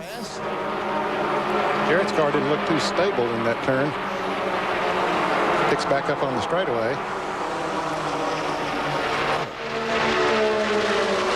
Chad Little. None of these drivers has ever won No. Grand National Goodies 300. Come on. What do you mean, Except Earnhardt. Except Earnhardt. Well, Earnhardt. I didn't see the numbers well enough here. None of the top 3. It's Irvin, Elliott, Labonte, Earnhardt, and They're all trying to figure out exactly what they can... Ernie Irvin. And they're probably all trying to figure out how they can beat Earnhardt. Well, they know he'll be a factor. Oh, Bill Always Elliott is. What's he trying to do? Get a run on Ernie or what? I don't know. Ernie got an awfully good run off of that turn. Now, is something happening? Oh, wow. Something has happened to Bill Elliott. Elliott's off the pace and a big Blew a motor. from the number 11 Budweiser Ford, and Elliott drops out. Well, here goes Terry Labonte on the high side. He got Earnhardt up there with him. They're trying to move around that lone Ford there now. They got that. The Fords were the class for a while, but then they dropped by the wayside one by one. And Ernie Irvin's got his hands full with Chevrolets. Now Terry Labonte has assumed command. They counted Earnhardt out a little while back. Now look. Of course, Chad Little running the Ford, so Ernie has a little bit of Ford company there, but they're running side by side. That's going to kill them if they aren't careful. Oh, it's Jarrett. Okay, now I see. And Chad Little In the Busch Grand National cars. seemed to see something kind of hanging off one of his bumper on the right rear, but I get it might be. And then some of It might have been just a camera thing. Meaning on Chad's car, All the way to the back of this pack. Can he off the rear bumper. good enough to catch up? I don't It's know. not. I don't know. It doesn't look like it right now. 117 laps are completed. It's Labonte, Earnhardt, then Jarrett, and Little. Less than 3 to go. Earnhardt's going for 2 in a row. He won the IROC race yesterday afternoon. That's right. Ernie looks like he might be in a little trouble. Looks like we got 4 cars that are going to go for the win. First time Terry Labonte has ever led the Goodies 300. We've had several firsts in that category here today.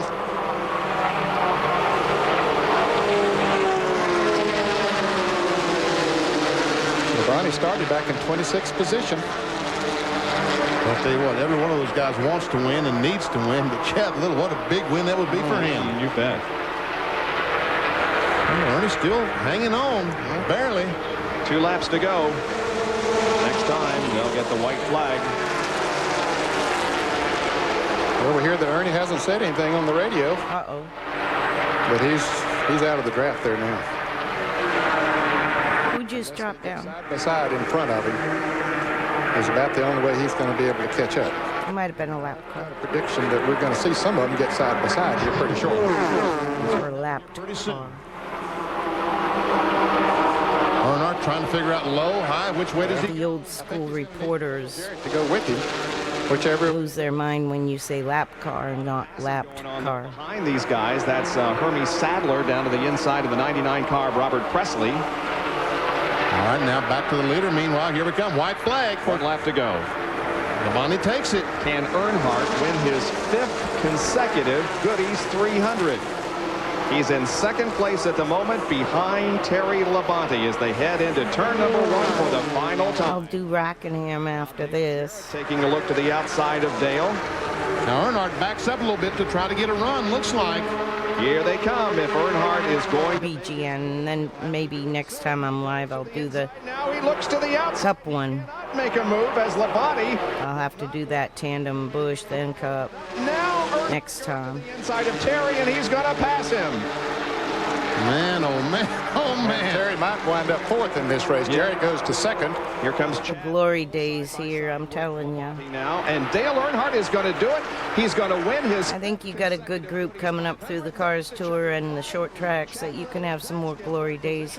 You got characters. Terry Labonte. Earnhardt. Butterbean with his bean sprouts for the kids and all that.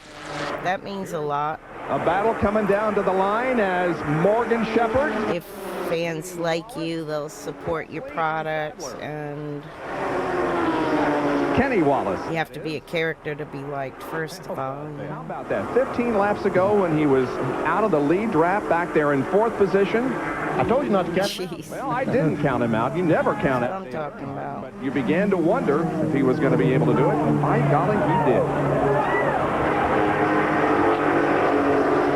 Let's take a look at it again. At this point, he still has not won the Daytona race. Made his move down the stretch, going into turn number 3. Here they are coming off of the second. The 500, meaning. Tries to go It's on pretty, the inside. Watch pretty good, though. He backed up a little bit down in 1 and 2 to get him a run. Now he goes down the inside. Labonte blocks that move. Now he goes back to the outside. Labonte goes, it's okay, I could better go out to the outside and block that move. Just what Earnhardt was waiting for. Back to the inside he comes. He had good momentum going into the turn, and then pulled in there behind him. Also, three engines against 1. 22nd Busch Grand National win. And it's his 7th overall Goodies 300 win and 5th in a row. And this is the race that Dale Earnhardt really wants to win, the Daytona 500 that is coming up tomorrow. We'll be back in Victory Lane to talk with Dale Earnhardt after this. Our thanks for today's overhead coverage. Chad Little had to be Richard Daniels for and that the race, crew of the too. Goodyear Blimp Stars and Stripes from Pompano Beach, Florida. There's the overhead view of Victory Lane, and it is a great celebration that's going on down there. Let's go down for our Split Fire Winner's Circle interview. Here's Dr. Jerry Punch. I chuckle every time I see the blip. Clowns It's out of so the Goodrich wrong. Chevrolet. Dale, 5 in a row, 7 overall. Congratulations. Is that not unbelievable? You know, it's hard to believe this is the same old car we won all 4 of the last races, and we won one with the other car. But this old race car keeps doing it. Tony Urey and Spenny Clinton and all the boys that have done the engine and chassis stuff, they just did a super job. And I got to hand it to Robert G. He helped us with the body some this winter and helped the car tremendously. And Neil Bonnet helped us in testing. You know, he was with us all day long in the race and our hearts, and I can't say enough about that family, and I'm looking forward to seeing David up at Rockingham. He's going to be up there racing with us in the Busch Series, so we look for him up there. But I just thank the Lord for a safe race. It was a great day for us. I didn't believe we had anything for them when them Fords checked out on us, and they just kept on working around there, and something would happen to one, something would happen to the other one, and heck, we're in victory lane again. 5 in a row. You mentioned the fact that all the thoughts are with Neil Bonnet, and of course you've got a couple of guardian angels now looking down. Neil Bonnet from above and your dad, Ralph Earnhardt. Could this be the year? Could this be the omen? You came from nowhere to win this one today. I don't know. Your luck's with you, and the folks, who are dear to our hearts, or we've lost and are there, and maybe they're helping us out, and I know we pulling for them, the families, and it's just an emotional thing, and you don't think about it much, but they're there with you in their hearts. The last lap up, you made a couple of moves on Terry Labonte, trying to go high, low, and then when did you finally decide to make the move that got you by? Well, I didn't know which way to go, really. Jerry, it was one of them deals that I figured he had me beat. I figured the 32 car was going to get, going to get side by side with me, and it was going to be over with. And I'd be doggone if we didn't mess around there and get slipped in there and get slipped up under Terry, and here we are in victory lane. It's unbelievable. An emotional Dale Earnhardt in victory lane, getting his 7th Goodies 300, and Earnhardt gets a big hug from wife Teresa. That's Taylor Nicole, his little daughter here, and all of the crew standing by. A very emotional victory after it's been a very difficult week for this entire race team. Dale Earnhardt in victory lane once again, and that sign there says it all. Neil Bonnet 51, Alan Kowicki 7, Davey Allison 28, and Rodney Orr 37. Winners forever. We will come back to wrap up our coverage of the Goodies 300 here at Daytona, won by... I need to do that more. I could just walk to the pond and do it. I mean, it's right there. I don't even have to drive. Valvoline. Crazy. Dale Earnhardt wins the Goodies 300. The highest finishing Busch Grand National regular was in 8th position. Let's go down to pit road. Here's John Kernan. Well, Kenny Wallace in the 8th place finish, car number 8. First ride with the team. You should be pretty happy about that, but you thought you could win this race, didn't you? Well, if you go back and watch the replay, I guess with about 28, 29 laps to go there, everybody bottled up on the inside. I shot to the outside up behind, I guess it was a 98 car. Went out there and passed about 5 of them and got freight train down the back straight. I could have ripped the steering wheel off, but it was the wrong move and just lost the draft, and me and Morgan were hung out to dry there. But, it was my first time in the TIC Ford, first time driving a Ford, and we're going for this championship. We finished 8th, and that's some good points to go on to Rockingham. Okay, thank you very much. A good finish for Kenny Wallace. Look to him to run up front when they get to the Rock. Now let's go through the entire unofficial finish. I'm going to play the Rock next. Dale Earnhardt wins, and the top 7 drivers were Winston Cup regulars for the most part. And guys, I think it could be summed up by just saying that, as per usual, the Goodies 300 here at Daytona was great. Well, experience paid off once again, Bob, as we have said so many times on super speedways, and it seems more here than anywhere else. And what a terrific race, Bob. It really was. Right. It was just a magnificent race, and my heart goes out to Michael Waltrip because he needs a win here in Daytona so badly, and the spoiler came off the car. We did have a multi-car crash up between turns 1 and 2, but everybody Quite a list of people in that race. It was a great race. Dale Earnhardt is your champion once again. Speed Week tomorrow at 5:30 in the afternoon Eastern Time. We'll wrap up the Daytona 500. It starts quick. Let me just run it of that event. quicker so we don't miss the next one. Coverage of Winston Cup competition. It will be in Darlington, South Carolina, the Trans-South 400. That's at 1 o'clock Eastern Time, Sunday afternoon, March the 27th. That way I can snooze them. Benny Parsons, Jerry Punch, John Kernan, and Kyle Petty, who had a great debut. They're only a minute long now, so hopefully once again to Dale Earnhardt for his victory over Dale Jarrett and Terry Labonte here at Daytona. This is Bob Jenkins. So long, everyone.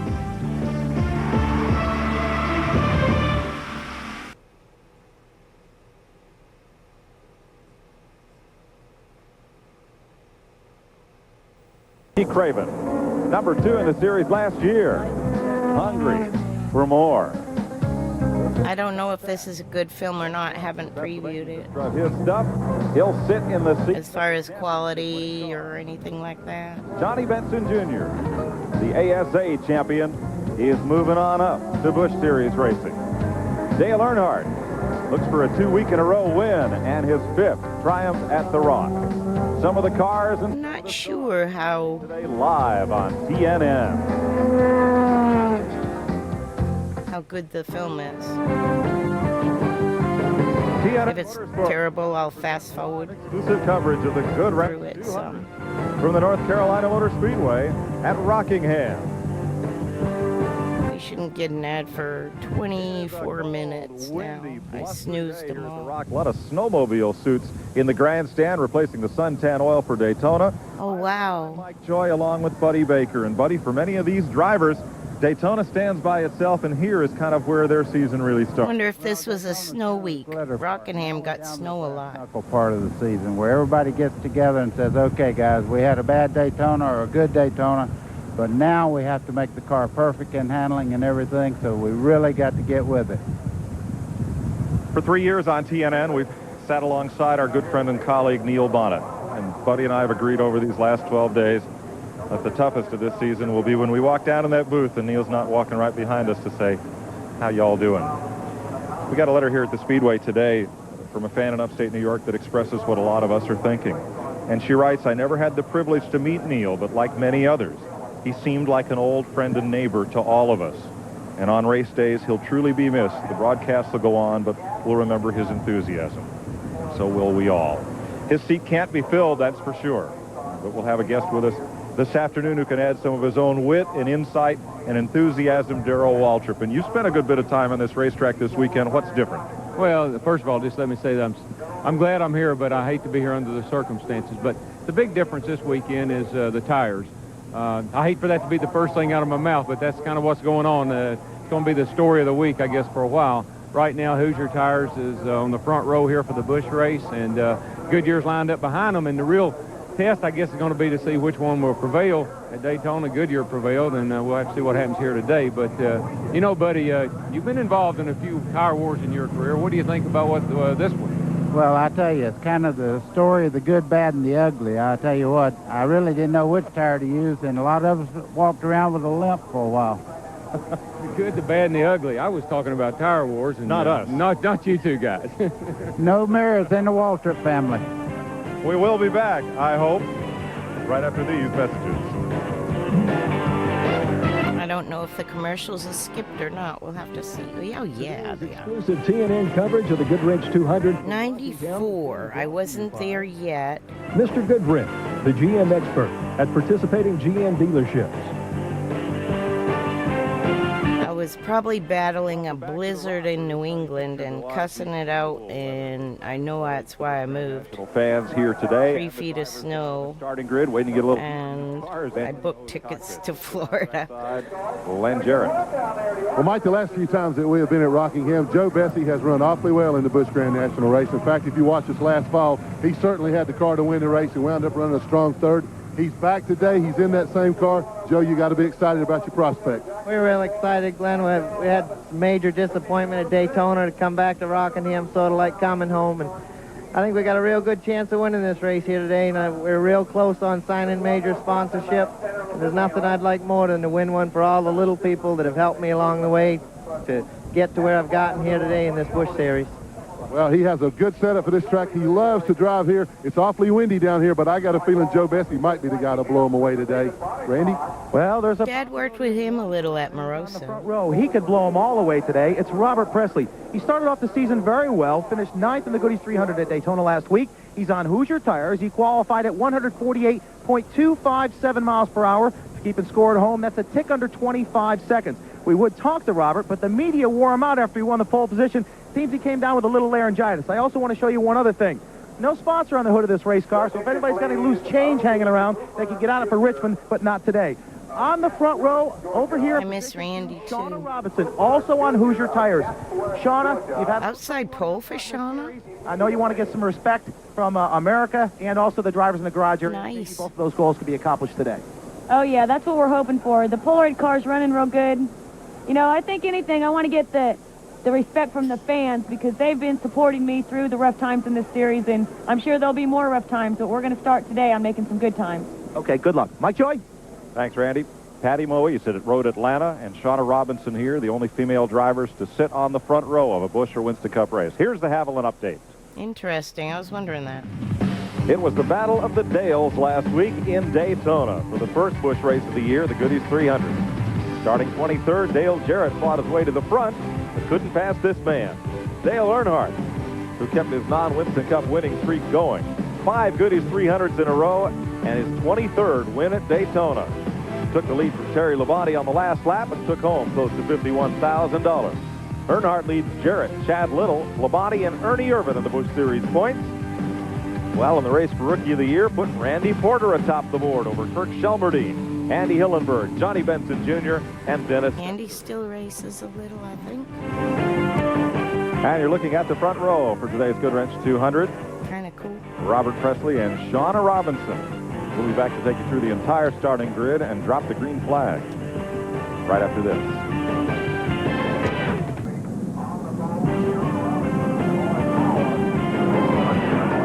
Welcome back to Rockingham, North Carolina. Let's have a look at the Sears Die Hard starting grid for today's Goodwrench 200.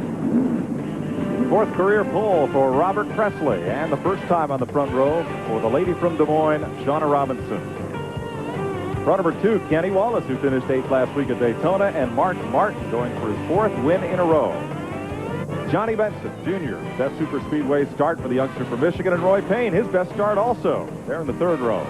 Row number 4, Harry Gant, twice a winner here, and Terry Labonte, who led the white flag lap at Daytona, finished 4th. Mike Garvey graduates from the All-Pro ranks, and Joe Bessie was 3rd here in October. Kirk Shelmerdine, Dale Earnhardt's former crew chief, out-qualified his former boss, and Mike Wallace, who won the ARCA race at Daytona. David Bonnet makes his 3rd career start at Rockingham, and the local driver from nearby Hoffman, Barry Bostic. Jason Keller finished 8th here a year ago, and 25-year-old Chad Chapin from Tennessee.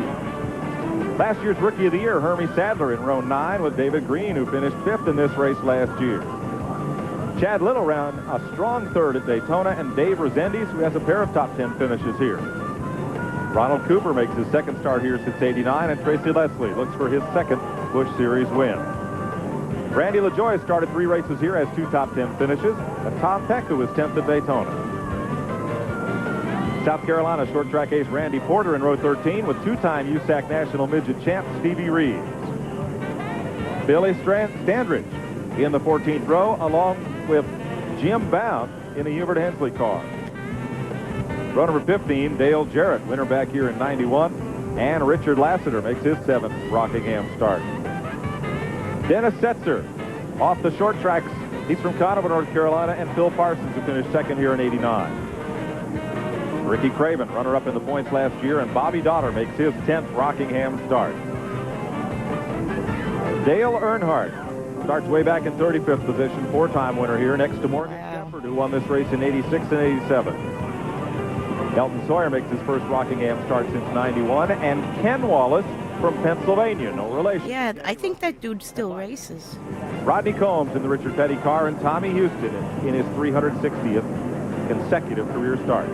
Mike McLaughlin, the former National Modified champion, and Tim Fedor, the sophomore from Michigan, are the provisional starters. Joe was not in this race. He must have only ran the Cup race.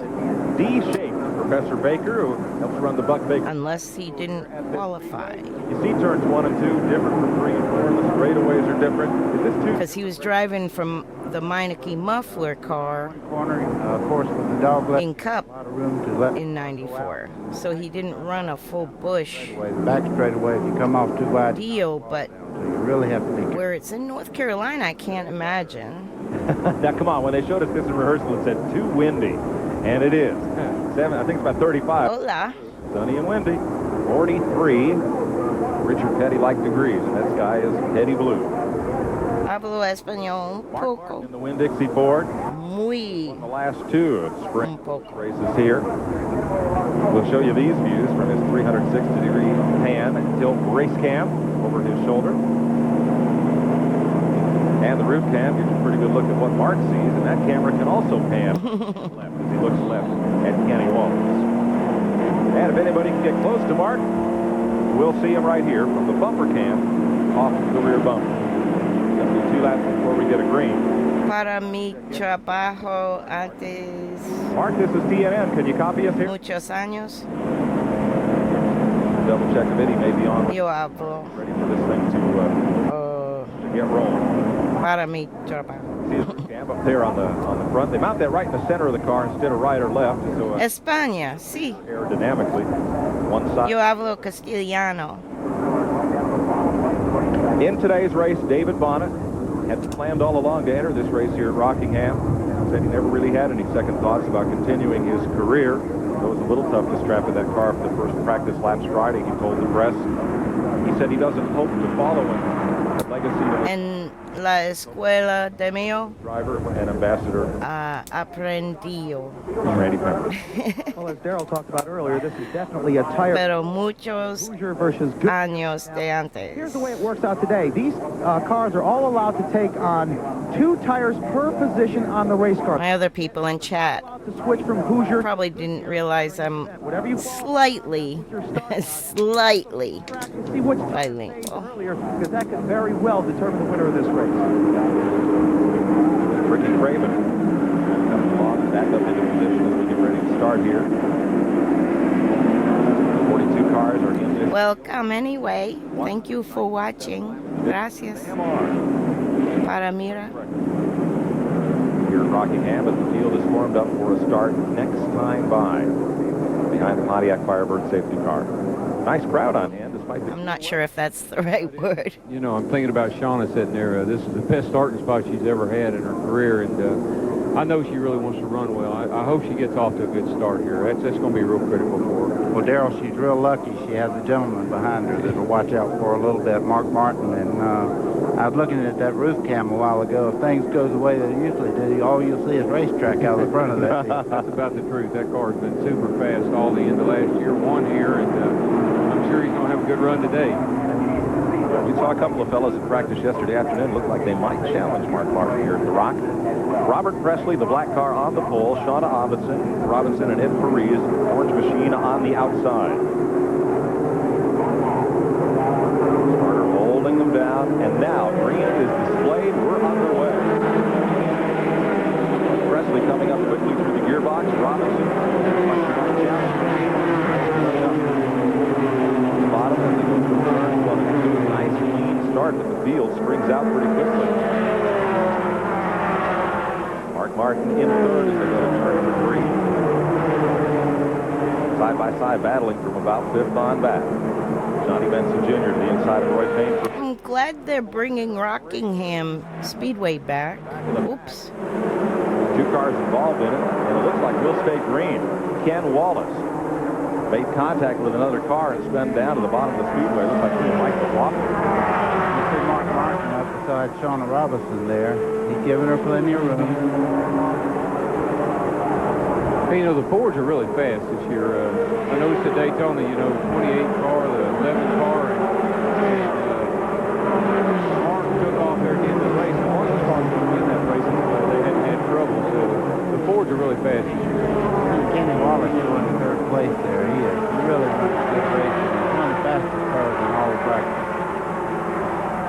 Harry Gann on the left of your screen in that light green Mannheim auction car. Terry Labonte running 6th and 7th. It's a pretty good copy. Oh, so good. Everybody's doing a good job of... It's a little more visible than the Daytona one was. A little more enhanced. on the start. Here's his battle. Not too far back off the lead. 4th place on back. Johnny Benson Jr., Shauna Robinson.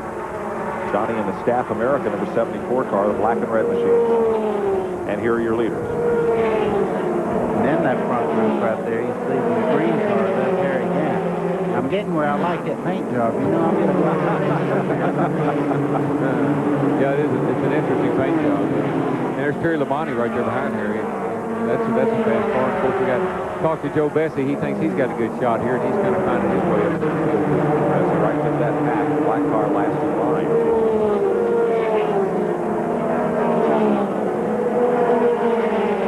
That's number 97. Roy Payne just behind him in an unsponsored car.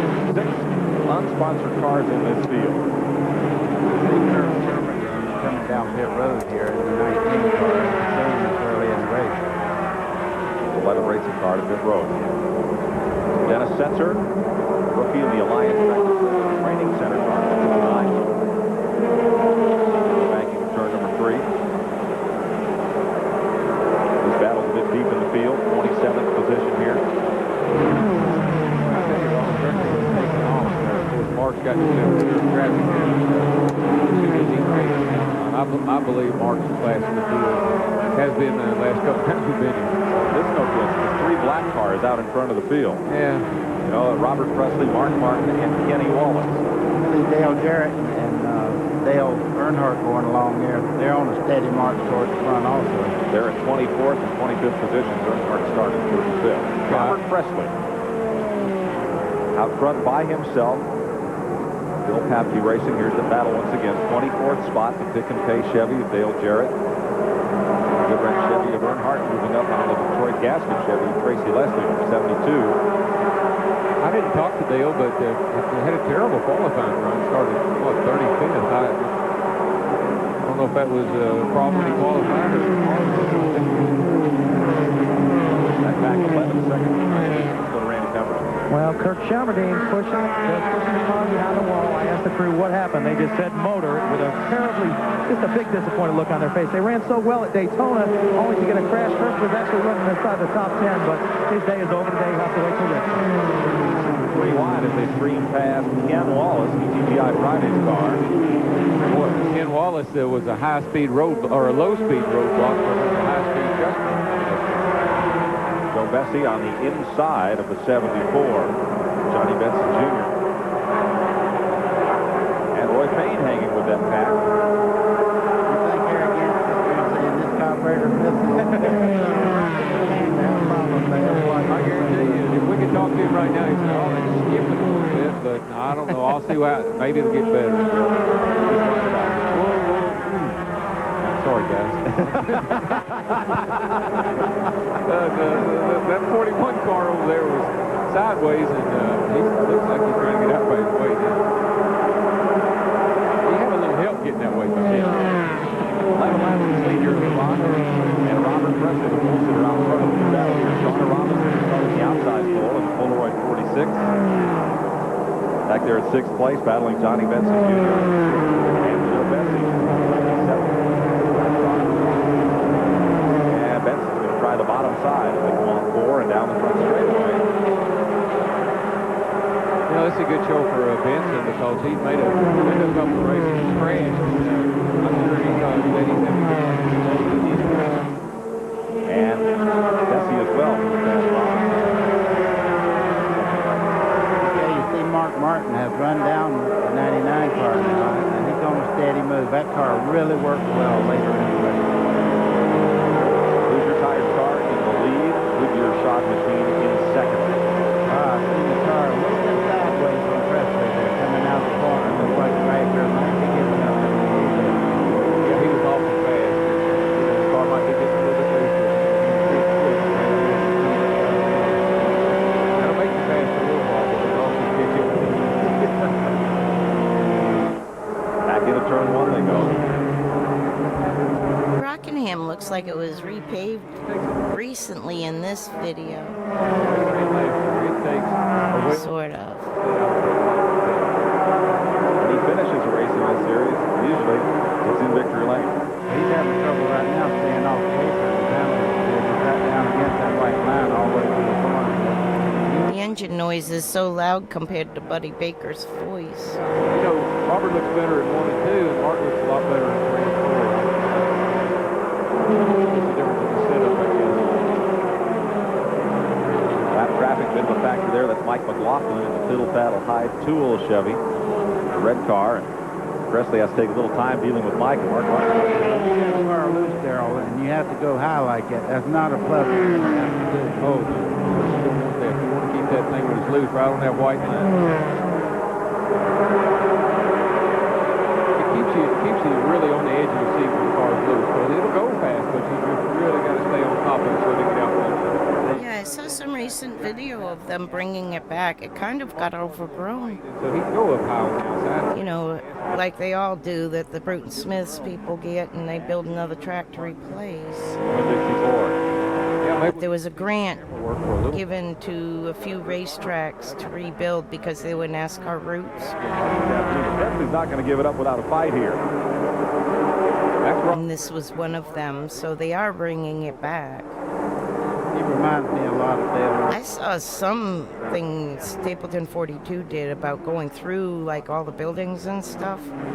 Boy, the souvenirs were crazy down in Rockingham. Like all the souvenirs still in the buildings and everything, like scattered everywhere, but still there.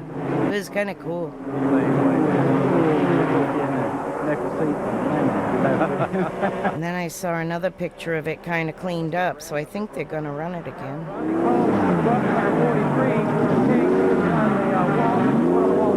Evidently they dropped the cylinder. They also had a fender rubbing, and so Ronnie caused all kinds of problems after having a fender rubbing last week.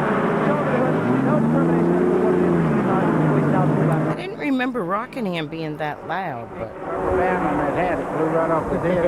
Oh, trouble. Uh-oh. Loose, gathers it in. If you're like me, might have Shauna. Nope. Hermie. I thought that group of cars right there has got my attention because I tell you, they're really running close together and doing a lot of. I was looking more at the colors than the number. Where did Shauna end up after the start? You guys are doing it that. It's like listening to the announcer there at Charlotte. I've been out of my chair twice. And y'all holler, "Hup, hup." Whoa, look at Earnhardt. Whoa.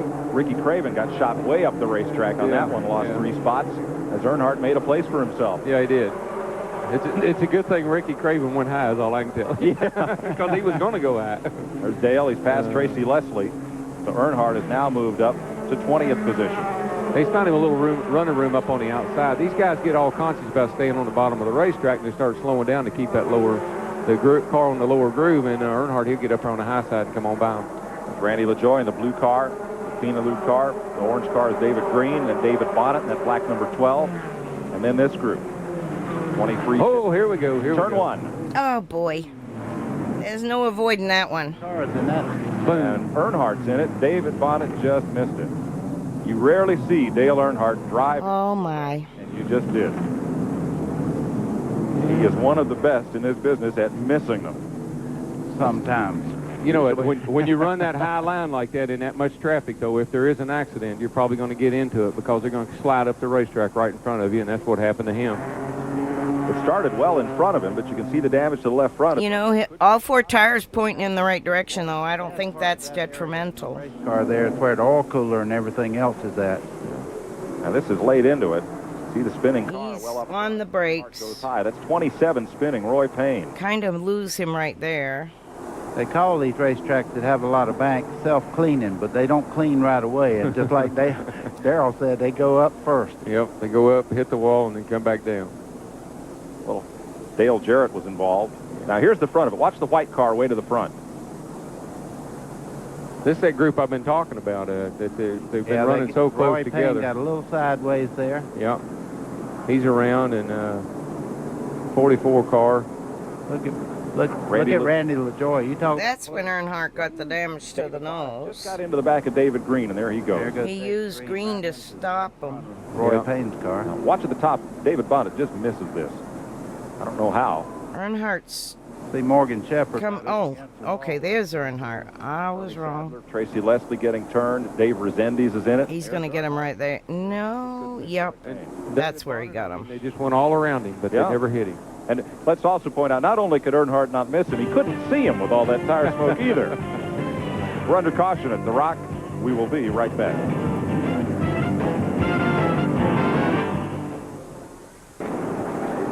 We're under caution at Rockingham. Hermie Sadler's been to pit road, so is Roy Payne and David Green and Ricky Craven, all repairing crash damage from what we have as an 8-car pileup down in turn number 1. Tomorrow, TNN televises the Goodwrench 500 live here from The Rock. NASCAR Winston Cup racing coverage begins at noon Eastern. Check your listings. Some may say 12:30. That one I might. At noon. Join us live here at The do Rock. in 2 days. I think Daytona Cup's gonna take a couple days. David Bonnet is in. That may They may, and then I might or they may just work on him after he wins. do the Rockingham Cup, and then we'll go to the following race with the. Dale Earnhardt's car. That's a pretty smart move, though. He was right in the middle of that wreck. We'll do Busch Cup. Better change those tires and maybe not have a flat in front of everybody when the race starts back. Oh, yeah. It gives him some automatic. Like I said, the 94 season's a little bit screwy with my dad and his career, and this will all kind of come back because I moved from Mass to Florida Side of the racetrack. They fit 20 cars in front. in June of this year. That's But I also made a trip down in April. not here anyway. So it was a little bit hectic to remember this, that, and the other. But this was in my transition of moving south for racing and for the family and all. But she complained that the car was very, very loose. And then my family moved to North Carolina, and I followed them up there. And they did change all. And then I'm up there, and they moved down here. And then they come up there and get me and bring me down here. When COVID hit and all, we didn't know what kind of restrictions between state to state, so I just came down here. Oh, Dave's going to need a nose. In 2020. Ricky Craven, David Green. So that Dave is too. Came down here in 2020, isolated for the 21 days like everyone's supposed to when they had moved. All right, he's got that one open. Oh, that stinks for Resendez. I think that's Resendez. You know, I feel a lot better about jumping out of my seat because that was coming. You just jumped before the wreck. You knew there was going to be one. Here comes Redenzez, or however how you say his name. Dave will do. Looking out the side window here. Yep. I knew how to say it because he raced in New England. A little break here. He was a Busch North driver. Get in practice with Ricky Craven and my neck for years. And that Dave Dion going down the back straightaway and hit me and just made a dome out of the top on my head.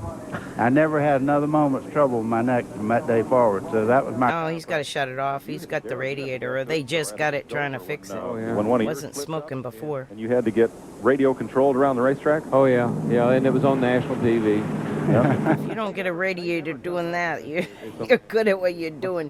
Holy crap. Well, Earnhardt has pulled in. He's pitting on the backstretch back here. As you can see, I mean, massive damage in the front end of this car. That was a good way to level that. But as Darrell can attest, that's going to have a lot of lift on it. And let me tell you, you do need aerodynamics here at a 1 mile track. He's in for a rough day from here on in.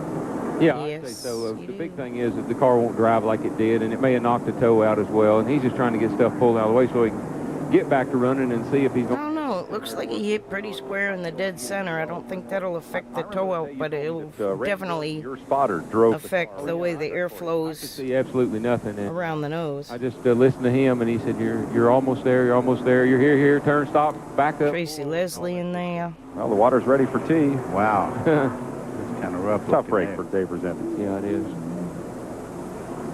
Tracy Leslie makes a stop, comes back out. Still a little bit of cleanup down in turns 1 and 2, so we're a lap or two from going racing here. Well, I wonder how Mark's feeling along now.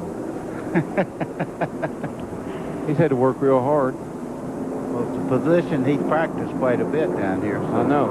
Well, 1 to go. We're going racing. Oh, 1 to go. Oh, he's going to lose a lap. Robert Presley in second, Kenny Wallace in third, the 3 black cars. Then Harry Gant in fourth. Terry Labonte is fifth, running in sixth. No Lucky Dog back then. They raced back to the yellow. Johnny Benson Jr. is seventh. He'll start outside. Mike Wallace. Ninth is Mike. Because they start single file. Going for him, Jason Keller. He'll start in the outside lane with all the lap down cars. 13th position. After Chad, let's put the 31 car of Tom Peck, new driver for Steve Grissom Motorsports. Now, you got a little bit of nose damage too. 15th is Bill Parsons. 16th, Dennis Setzer. 17th, Elton Sawyer. 18th, Bobby Daughter. 19th, Morgan Shepherd. And 20th, Kevin LePage from Vermont. The Vermont Teddy Bear Company is on that car, and they got teddy bears all over the place. What, do they make teddy bears? Yeah. Yes, they do. I've seen the trailer that sells them at the racetrack yesterday. Oh, they got them from 8 foot tall down to a hand size. I'll send Jessica and Sarah. I wonder if Slugger was still with the team, or if he went with Labonte. At lap 30. I was trying to see if I could see him. He used to be their front tire changer.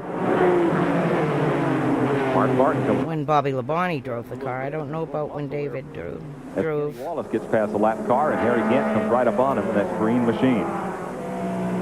From Mark Martin, this is the front of Robert Presley's car. Well, front looks good. Working real nice. Bouncing up and down just a little bit as it comes through the turn. We're running real soft springs in the cars, and you see them jumping up and down when they hit these bumps. Yeah, the strategy here is, watch out, Harry. Third place battle just behind these leaders. Kenny Wallace has Harry Gant with him. I need my own camera, guys. I mean, you know. Harry just got by Kenny Wallace. Trouble in 3. One car shoots to the right, up and into the wall hard. That's the 35. Randy Porter, the short track driver, got turned by another car. Oh, man. Sharp right to the fence. We don't like to analyze it before we know everything, but that was a hard lick he took. Almost head on into the outside wall. Yeah. The roll out of the throttle coming back to the flag. That's David Bonnet underneath Porter going into the corner. Porter is the white car, and they get together. Yeah. Okay, what happened there? 35 car did not see Dave Bonnet under him, and he come down, and they just hit just a little bit. But that part of the racetrack, there's little you can do once you're touched. Yeah, it's almost the 35 realized the 12 was under him. He realized he didn't want to cut into him and let him go. So we're under caution once again at 33 laps. We'll be right back.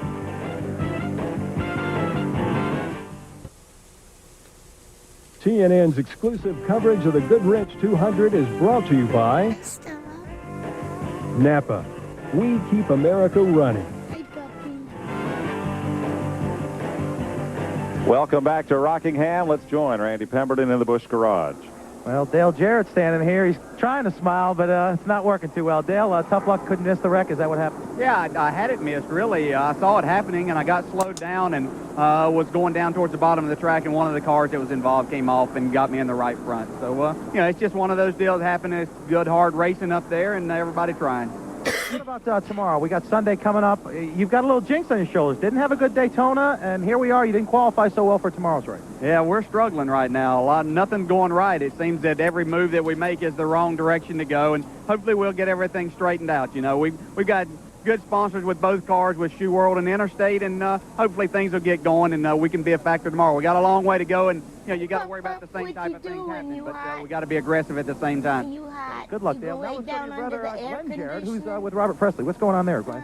Well, I'd like to be with Robert, Randy. He's in the car. I'm just in his pit. But I watched him that last green flag run. I watched how he pressured Mark Martin. And I came down and asked if he was really having a problem, and they said no, that he just decided to back off, save the tires for a while. The car might have been just a little bit loose. That's my hound dog. Save the tires. He was trying to run Mark a little harder to get him to use his tires up. So playing a little cat and mouse with him right now, but they still think he's got the car to win the race. I don't know. Mark Martin is your leader.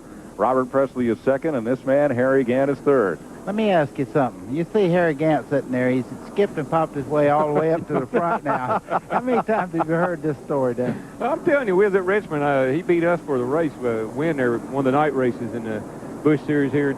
Got out after race over and come over, and I was talking to him. I said, man, your car is running. He said, oh, old car. I didn't think I was going to be able to handle you boys. It was just a skipping all the way down the straightaway. And that's where he passed his head down the straightaway. I'll tell you, he's a funny man to listen to. He's always got a story to tell. And he's running third. Kenny Wallace is fourth. As we look a little back through the field here, there's Wallace in the TIC Financial. Number 8. These shots from our DuPont Automotive Finishes helicopter, high above the North Carolina Motor Speedway. And let's go back to Randy. Dale Earnhardt standing back here. Just got out of your car. What's the deal? Well, it messed running up so bad that it's pushed when we went back out there, and it's not going to run good like that, and it's going to be in the way and take another chance of turning it on up. We got to run this car at Richmond next week, so not running for points. We decided just to get out of the way and let them race, but I think would have been okay, you know, maybe the top 10 car, but Mark and them guys are flying. We're not really hooked up today, so we'll see what we can do tomorrow. Preview tomorrow for us. How you running? Running pretty good. It's going to be, I think, the same kind of Rockingham. You got the safety tires and run consistent, and I think there's a couple cars there that's running good naturally, and that's Mark Martin and Rusty Wallace. I think it's really consistent on the track. And we went out and run some long runs this morning and felt like trying to get our car consistent as we could, like we did in the past year. We've been a stacker here in these races, so maybe we can do it again. Okay, good luck tomorrow. Don't forget, you'll see the Goodwrench 500 here on TNN Live. Our coverage begins at 12 noon. Tommy Houston comes off pit road. Has no sponsorship for this year. Picked up the Luxair sponsorship for today. Mike Stefanik, their driver, injured at Daytona, chipped his shin bone and fractured a toe in that multi-car tangle. So it's sidelined today, and so Tommy, running his own car with his own team, picked up that sponsorship for the afternoon. Look at Terry Allen and his Polaroid crew, Shauna Robinson, and a whole bunch of guys with winter weather clothes. Yeah, it's chilly out there today. Hey, Rainbow Lion is raiding. Hi. Hi, Max. Welcome, guys. No, they gotta wrap up. I'm watching, let me see. I was actually lurking you. I have to mute your channel now. I was lurking. And that come as a surprise, too. You hear me double. Let me turn my volume down. What they do is they put tape on these. This is Rockingham 1994 Busch Grand National. My dad is not does not have a car in this race, but I'm watching it anyway because Joe is running a part-time BGN So it will make the schedule. when that takes. When he was moving up into the Meineke car, I believe my dad was helping him with the cup side of things this weekend. You wanted to. He helped him in Daytona, and they ran well. I think they qualified 6th, ran really well, and then they were running 7th and blew a motor. It could help him very much. And then being behind. they didn't run this Busch race. They ran the Cup week, I guess. Once again, Mark Martin. So I got to check on that. Robert Presley, that's Mike McLaughlin up in the high lane, 1 lap down. He settles in before Harry Gant in third. He was running for Bell South Mobility in 94. How you doing, Max? How was your racing? Johnny Benson 7th. Mike Wallace is up there as well. Welcome, Raiders. Position. I'm Tanya. I'm a daughter of a crew chief from Tried to get out of the way, but like the modifieds back in the 1950s, 60s, 70s, and then my dad got into Cup in 80 and IMSA and all that. So I saw a lot of racing, road and oval. He had a chance. So I am going over all his old races. Both ends of Daytona. And his body had a good shot. He's in good shape this year. so I can get in my mind because I'm writing a book of his biography. Car number 14. And once I get everything straight in my mind, I can just pound it out. But I learned how to drive again. his 94 season is where it started getting tricky because he started bouncing around and working for several teams here and there. Well, sometimes you can just. And I think he was working on both Cup and Busch side right here for Joe. Be a lot better race. And then I think he told me he went from the Meineke team, When I was hooked up with the Hedrick's, Larry Hedrick's team. Joe stayed there working on that car, but I believe Dad got more involved for a couple more weeks in his Busch side, off and on in the next year or so. Nothing there. And then he also worked for Moroso and Steve Grissom at the Channel Lock. I'm trying to remember all of our merch we had back then. And we had Bell Cell, and we had Meineke, and we had Channel Lock. So I'm thinking, and Fina. So all through that time frame for the next year, there's going to be like 4 different teams he worked with. I don't know. I found that. So I'm starting with the 94 to get it straight in my mind. Field Care Center. Randy, first of all, I know you just told me you're okay. What happened out there? I was just racing hard after that restart. Oh, that's good. Somebody was under me a little bit. Indy this week. We just got to... I watched a little bit of the Iowa trucks. My son said it's pretty brutal. It's a lot of getting run over. You're on Hoosier tires. How were they? They were good.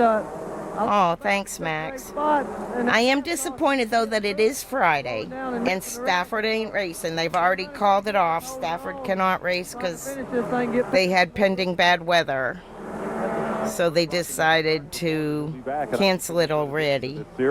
Yeah, he's a good driver, So and I think he'll get the job done eventually. I decided to watch a couple of these. This is the last race I'll do today. Around the mark, and that's hard to do. And I might come back and do What he's doing is just what he said he.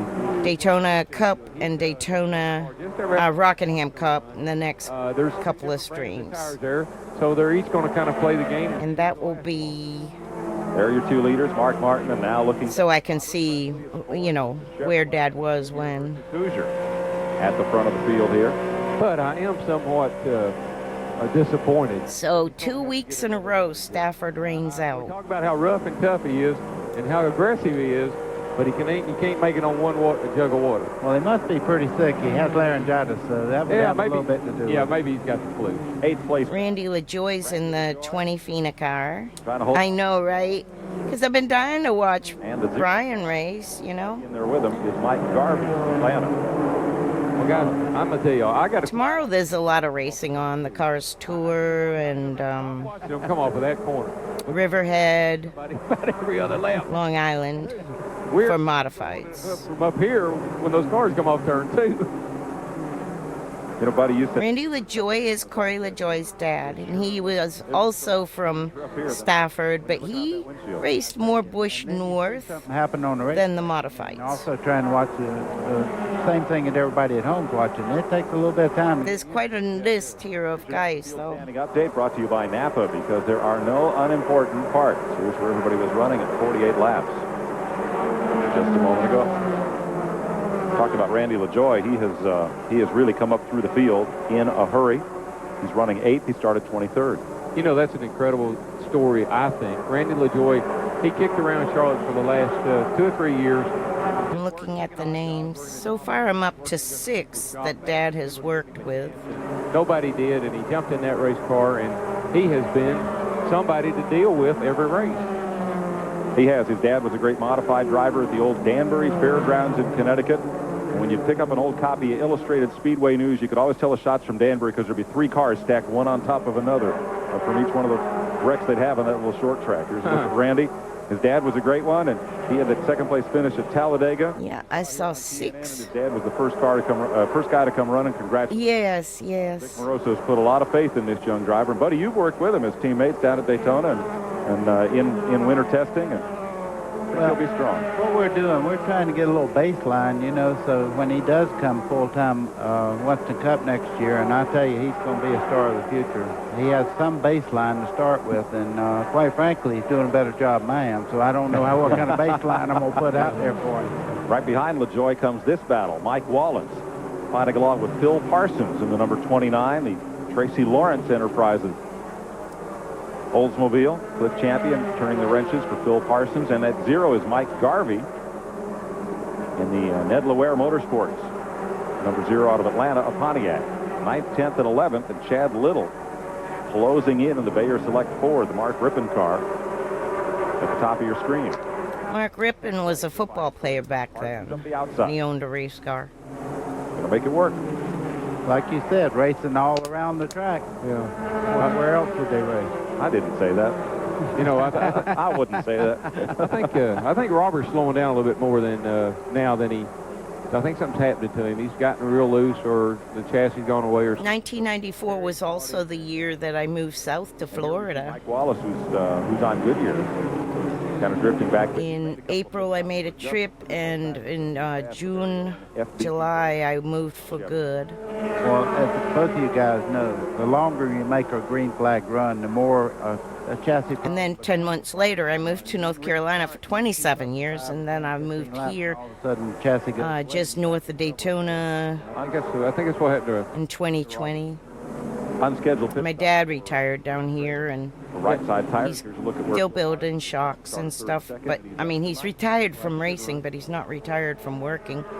He still builds amusement park games. speed all day. He started way back, and he had For the company that invented whack-a-mole. But they're into racing too. He met them through Joe Nemechek many years ago. See Harry Gant coming up on the back of Robert Presley, and right behind him is Kenny Wallace, and this thing is really tightening up now. Now talk about proteges. Robert Presley, it's all been announced. I live about 10 miles from Smokey Unick's original shop. Yeah.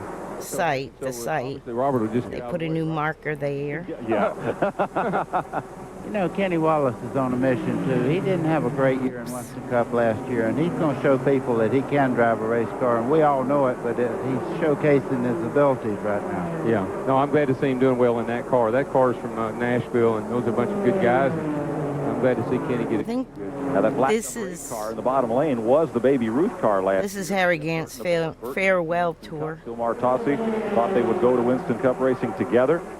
So he picked up Kenny Wallace and said, let's have a good season here and let's go Winston Cup in 95. That's their plan. Well, it's a good team, and they have won races. Bobby Hamilton started with that team, and of course Bobby replaced Kenny in Felix's car. So small world. You see Rodney Combs back in there. Yeah, he's back out on the speedway after an unscheduled stop earlier. 60 laps are complete. Mark Martin leading by 1.8 seconds. We'll be back. They're attending to Shauna Robinson's car. Something let go as she went into turn number 1. There she's walking around the car, and she is okay. There you see skid. Oh my, she blew a tire or something. Look at that brake line. Stops will be the Brakes. day for most of the drivers on the lead lap. Here's Randy. Heck of a run going for Randy LaJoy, folks. He started 23rd, and now he's all the way up to 6th. They're going to change 4 tires on the Dick Moroso machine. If you remember last week, Daytona had an excellent run, blew an engine. Pretty quick pit stop so far. A little trouble in the rear. Randy's down the way. Most of the leaders are on pit road. Remember, some will pit on the backstretch from the roof cam. There's Mark Martin's crew finishing up. And Kenny blocking the exit there. And they pull away. Hello, you come home. I was worried about you. Where you been? Where you been? We're at lap You're all cold. You been in someone's AC? stop. 4 tires and You we're putting silly. just as the caution You flag been came at out. Dosey Do's house? And here's a look at the backstretch. My cat decided to come home. Is there. Been wondering. She's been gone for. Group of cars. You know, normally She usually is here first thing in the morning. but everybody Where you changed it been? today. You They so must have made some cold. adjustment on the tire rule. Was you in somebody's house? They were allowed 2 tires per position for the Or were race. you sleeping in this house? Come on. And I didn't know it? He can update us. Well, guys, when Presley pitched, She must have been my son. so he was fitting under green. He was changing. He was going to change all 4 He was up, but They then he only lay changed the down. right sides. He's back in now. Hello, are you hungry? He did go a lap I haven't down. been home in I'm going to look at the forever. tires here and give you a report. Went to see how worn sleep. they are. You were there. I wake up. You were all gone. So, I didn't know where you were. if they change that tire rule, we'll find This out is that her. in just a moment. Let you know. This is my monkey. Condition of Robert Presley's tires.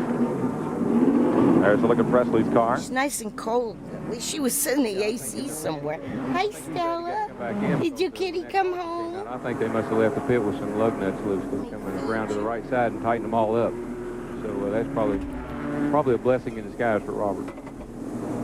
So Presley gets back into it. Here's what happened to Shauna Robinson. Howie. Did you see the right front wheel on that car wobbling? likes When to you visit hit it the hard enough puppy to break next that ball door. joint like that, you have hit a ton. She'll crawl into a little You're doing 60 miles cubby an hour, 70 somewhere and miles go an hour, to head down in sleep. that first turn. That's like they say, hit the wall very easy. There is Then no we, real it's thing hunt to the this. kitty down. Ooh, my ears are ringing. For the 3rd time today at Rockingham. Here's the leaderboard. We'll be right back. Daddy, I'm gonna get a drink water. My son just fired up the sim. Assisting with our aerial coverage today are the folks It's from Friday. He must be practicing for lead. of NASCAR giving you these helicopter-mounted views Kitty, yeah. She, of Rockingham. she's a good one. Well, I didn't think it was T-shirt weather, but then again, I don't know. You never know about this kind of the race fans. You never know about. that looks a little more like it. Wrapped up in a towel. No, he may be cold there, but he's having a good time. She's 6 years old. We're under caution at lap 68. Might be Yep, one to go you're this time. 6, huh? Well, you're 5.5. Straight You're away. gonna be 6 in And August. they will. Harry Gant, the leader after pit stop. Stelly's already 6. Terry Labonte in 2nd. That's Randy LaJoy. I got- car in 3rd. Kenny Wallace. Got her for Stella. Stella was a puppy, Hermie Sadler. about 6 months old, and loved kitty cats And in the 10th Like- spot, as friends. Cooper. So I got her one. 6. Bill Parsons is 11th, running 12th. When I saw my friend had a calico, I had always wanted a female calico. All week. Well, Never had one. It's the first cat I've ever had. I usually had dogs. Get out Thursday at noon. She's a good one. I'm doing okay now. I'm just weak from all. She the, talks and antibiotics. I had a all this stuff. She's very independent. Be okay. I tried to have her be an indoor cat for about a year, and she was climbing the walls. She was not happy. Okay, it's just, it's just frustrating that I just made it a short day and was just being a little too aggressive getting back through the field. And he moved up a little bit on me, but, you know, I probably should have just been a little more patient. Made it a long day. Nothing broke? No, nothing. She's happier outside making the lizards tailless. Car will definitely be up front. I have so many lizards running around here with no tails. Okay. Yeah. I tell you, I know how she feels. She wants to do good, and it's just really frustrating when you have a bad day. Lapped cars line up on the outside. And she thinks she's going to catch a squirrel one day, and I saw that she tried. Because she was all scratched up bad on her belly one day about 2 years ago, and she hasn't tried to catch him since. They peel off from the pack and kind of leave everybody else back away. But she also knows how to... Yes, up on the high. She doesn't go after birds. That's a good thing. Drop to the leaders. She goes after lizards. Line and fourth in line, a lap down. And cicadas and bugs and butterflies. Get in there and cause problems for the front leaders. He probably just let them go by. She'll leave me an occasional little mouse or mole every now and then. She's a good little hunter. That pit stop deal was Mark Martin. She's a good girl. She doesn't bite birds. Got men leading, and where is he now? Fifth place behind Kenny Wallace. What you racing? Big knot of traffic here, Mike. These cars stacked up a bit coming out of turn number 2. More practice. 3 wide. He's been practicing the Glen for several days. Broke on his machine. Yeah, I saw a big puff of smoke come out of it up in 3 and 4, so I think he broke the motor. That was Victory. Straight away. My son that walked. Tracy Leslie in 72, Hermie Sadler. You didn't see him on camera, but I was talking to him. And up front, the battle is enjoined for the lead, and it's a good one. Well, we got us a race now, folks. Turn 1, there they are. Randy LaJoie underneath Harry Gant. Well, I tell you, he's opportunist. I also watched Randy's dad race, Donnie LaJoie. A bit high. Here come Randy. He drove a 7-Eleven car. Body to the lead. What impressed me about LaJoie at Daytona, there were 8 cars in much of that lead draft in the Goodies 300 and only 1 Busch regular among all those Winston Cuppers. Randy LaJoie was dicing positions with him and went from 7th to the front, was leading when the car broke. Let me tell you, when you work like he has to get where he's at, You want to go see trying Chris? to take a bone away from a bulldog. He don't want to give up anything. He's going to try his heart out. She was eating, but leaped down real fast like she wanted something. He is in hot pursuit right now, young man. I can tell you that. She wanted Chris. There he goes.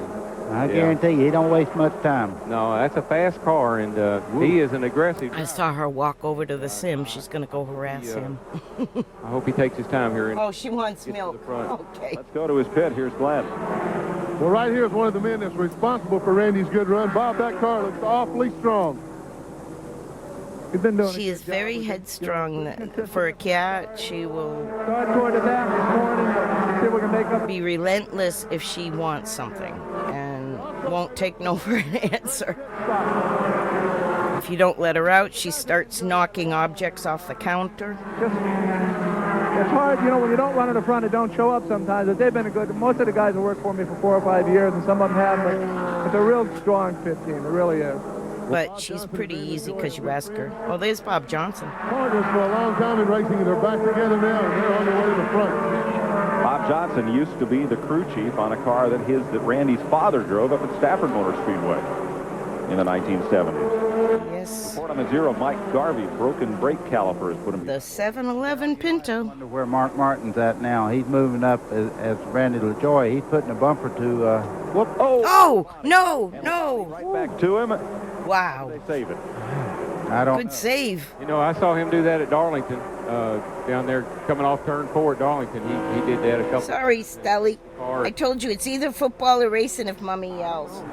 You're a good girl. Tell you what, that was. My dog is like, what? Made the best of a bad situation there. I love you. Yeah. Mommy watching racing. She wagged her tail. She gets it.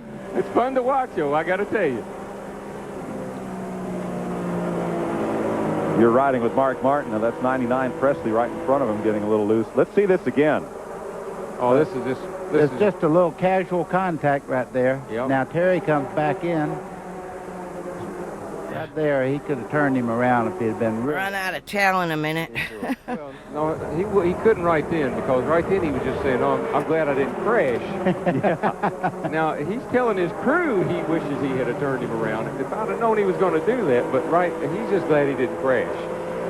Ricky Craven went back to pit road another time. Tough break for the main driver. He is now Oh, now my allergies. I'm a little kitty allergic, but not bad. But on that caution. a little bit. I don't care. He's running a little bit better.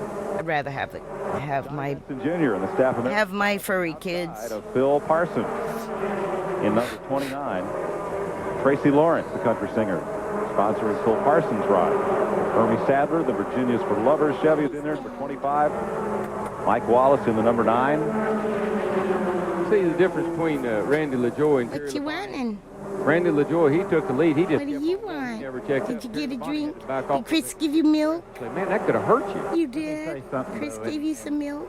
Respect to both of them. Neither one of these guys would do that on purpose. Oh, no, you can touch somebody, and then all this other stuff is an aftermath of what happened. Oh, yeah. And that's important for folks at home to realize. You don't just drive up into somebody like that. No. The cars are on the edge of control to start with. Oh, no, that's just hard racing. Registration's open now for the Glen. What's up at the Glen? Does anybody know? Good battle here. I hear my son talking to his crew Hermie Sadler trying to take the measure of in the sim room. Jr. and Mike Wallace. Comes right through the open door on the bottom of the racetrack. They're back in turn 2. Because he acted anxious when 3 laps complete. I said, "What are you doing?" He said, "The Glen." He's all over the back of LaJoy now. Like, okay. Trying to get his lap back. Yeah, he wants that. Is it the 12 hours coming up or something, or 6 hours? I thought something might have happened to Randy the way Robert caught him, because he come off the 2 over there and They got 3 of them. drove all over him. Must be an endurance race at the Glen coming up. I know he was running the Mustang, Now that he's taken. so it's a GT3 race. You know, there's a young man that's just done a whale of a job, Hermie Sadler. Jumped in that race car last year, and he's just done a great job. He was a surprise pick for that seat in the Don Beverly car, but won a race, won Rookie of the Year. Well, Mike, as you well know, I had dinner with these guys last night with his mom and dad and with Hermie, and I tell you what nice people. Oh, they are. He's a super young man, businessman, and pretty sharp. Anytime you can get the state to give you money, I mean, I think you've done you got to know something. I've not figured out how to do that. Here comes your Napa Field standing update, brought to you by Napa, because there are no unimportant parts. As we're up front with race leader Randy LaJoy, and trying to get a lap back is the 99 car of Robert Presley. That's all that separates LaJoy from Mark Martin. Third in your picture, second in this race. Yeah, I think what the deal is Mark Scarge is his. My hound dog is awesome. What are you asking? Kind of slow down a You little. have to go potty. You gotta go potty. Of the 2 cars ahead. Mark's having a pretty hard time getting by Presley. He's been up there 3 or 4 times down the front straightaway on the inside, and Presley We are in 8. him every time he gets up there. Of course, More Mark drink? gets past. There goes Presley's chance to get his lap back. Yeah, I think he'd rather deal with Randy LaJoy than he had Mark Martin. So he's trying to stay right where he is. Presley made a green flag pit stop for tires. The caution flag came out. He scooted back on the track, but still was caught 1 lap down. That happened while we were in break, just as Shauna Robinson's car went into the wall. And you're talking about disheartening to have a car as good as Roberts is, and just bad timing, make a pit stop. Now you're a lap down. Now you're driving hard as you can go. You should be up there leading the race or running second, and you're lap down. And that really, boy, that takes a lot of fight out of the Boy, driver. he got that lap back just as we were talking there. He sure did. He's determined right now. Do you have to go potty? You gotta go out. They moved You past do. David Bonnet, and we'll go to break at 89 laps complete. We're coming up on halfway in the Goodwrench 200. Hold on, I'll be right back. Randy LaJoy. Puppy walk. We'll be right back to the North Carolina Motor Speedway after this. Today's exclusive TNN coverage of the Goodwrench 200 is brought to you by Smooth Bush Beer, an easy drinking Bush Light. Robert Presley. Phil Parsons has let one go going down into turn number 1, and will be under caution. That's right to the Tracy Lawrence car, and Parsons, out of Farmington Hills, Michigan originally, takes it straight to the garage. While we were away, Mark Martin put this move on Randy LaJoie, who was not going to give up the lead without a struggle. Oh, no. I mean, this is good, hard side-by-side racing. Randy was getting in the corner good, but Mark was getting off a little better. You see Kenny Wallace moving up there. He had a little scare going in the next corner. He loses control going in the corner down there and almost got them both. But the big winner here is, in this deal, I mean, Phil loses because he blew up. Robert Presley wins because he gets his lap back. Good point. Presley is back on the lead lap. Mark Martin's your leader. Randy LaJoie is second. Kenny Wallace is third. Fourth is Harry Gant. And fifth is Terry Labonte. Phil Parsons was running sixth at the time this happened. Yeah, he was running a great race. That's a good race car. He's had some good runs in that car. Parsons, one of the veterans of this series, but the all-time veteran is the man who started every race in this series, Tommy Houston, 360 consecutive starts. And that streak, as we learned last week in Daytona, may be in jeopardy. Glenn Jarrett. Glenn? Well, you're looking at car number 6 here, driven by Tommy Houston, one of the most familiar cars on the Busch circuit. He started, I believe, 360 of these races in a row. Only guy to ever start them all, but I understand that may be coming to an end. Yeah, unless we get some major sponsorship on this Busch Grand National Circuit and on our Ford here, we're not going to keep on racing. You know, matter of fact, I'm going to have to take a serious look about going to Richmond next weekend. And, you know, we had Luxair on the car this week. Those folks come across, and it was pretty nice. And the car was running pretty good. We tore an engine up in last practice this morning, scrambled. Didn't get the clutch adjusted back exactly right, and the clutch just got slipping so bad. Didn't anything tear up or blow up, you know, but it's just going like that. We were 9 laps down, and I just went ahead and parked the car. Well, I hope that's not the last time we see Tommy Houston. Mike? No, I'm sure it won't be, Glenn. We are under caution here at the Rock. There's your leaderboard. We will be back after this.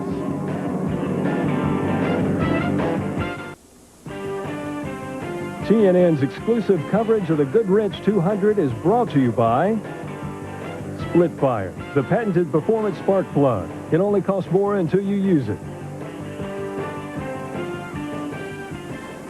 Back in the pits, Robert Presley, the pole sitter for this race. Just a little check of lug nuts there, make sure everything's tightened up. Away he goes.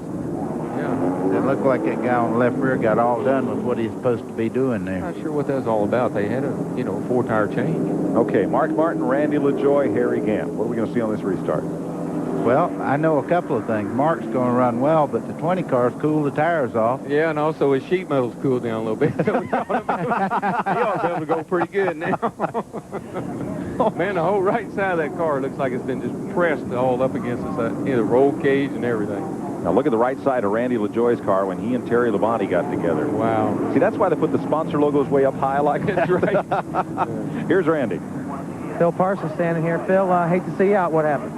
Well, I think something happened to the engine. I'll tell you, this was the best car I've had in a long time. I think we were running 6th. We started 32nd. We were running 6th, and we were catching the leaders. I mean, 10 or 20 laps, we'd have passed them all and went on. This is the best car I've had in a long time. I can't thank my sponsors enough. Tracy Lawrence. Tracy, if you're watching, I know you're on tour somewhere. Oh, my goodness. Guess what?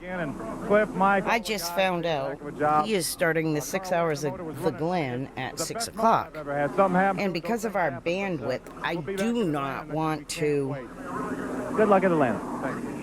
be streaming when he's team racing.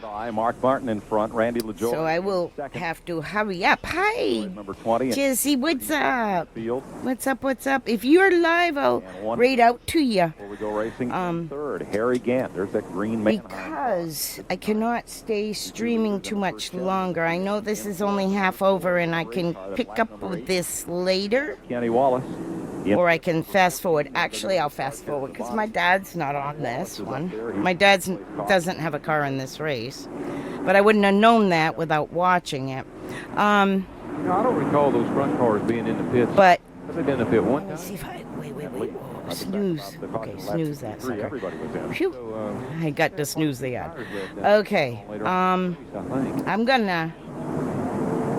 I think Kenny Wallace I picked up the pace when he makes a pit stop and makes a little chassis adjustment. That car's fast. You would think that we communicate, but we don't. And where he has to start the 6 hours of the Glen with his team in Johnny Benson back. in a half hour or less, 6 o'clock, I want to not be streaming when he's trying to endurance race, because something will happen, and I don't want to cause nothing to go wrong when he's endurance racing, because your teammates depend on you, you know, and I don't want to suck the bandwidth. As you can tell, we have a iffy internet anyway. So Presley, those 20 cars are on the lead lap as we go back to green. So I might quick this to the end. They restart in lap 104. They races he run. I mean, how you start off a lot of times means whether you're going to win or lose. Oh, yeah, they were short races. And let me, 25 car length lead. They're on, let's just see. on a restart. Front four cars fan out, a couple of car lengths apart. Is this the end of it? That with Labonte. I'll tell you a guy that's wasting no time, excuse me, Mike, is Robert Presley. He is coming from the back to the front in a hurry. He's hammered. I'm going to jump to here. Well, the deal is Harry Gant cannot. When I talked about 2 tires per position at the beginning of the show, that is because Good Mom doesn't stream when her kids league racing or endurance racing with a team. His whole team depends on him, and I don't want to, like I said, cause the internet to crash or anything stupid while he's racing. Well, Randy, I'm standing in the midst of a lot of confusion around Robert Presley's car. They brought him in to change the right side. But he's been practicing the Glen all week, so I know it means a lot to him and his team. Now they're having I think he's with Field Up Motorsports, but they're also under something called Impact or something. I see on his screen, so when he hit the wall there, so I will get the skinny.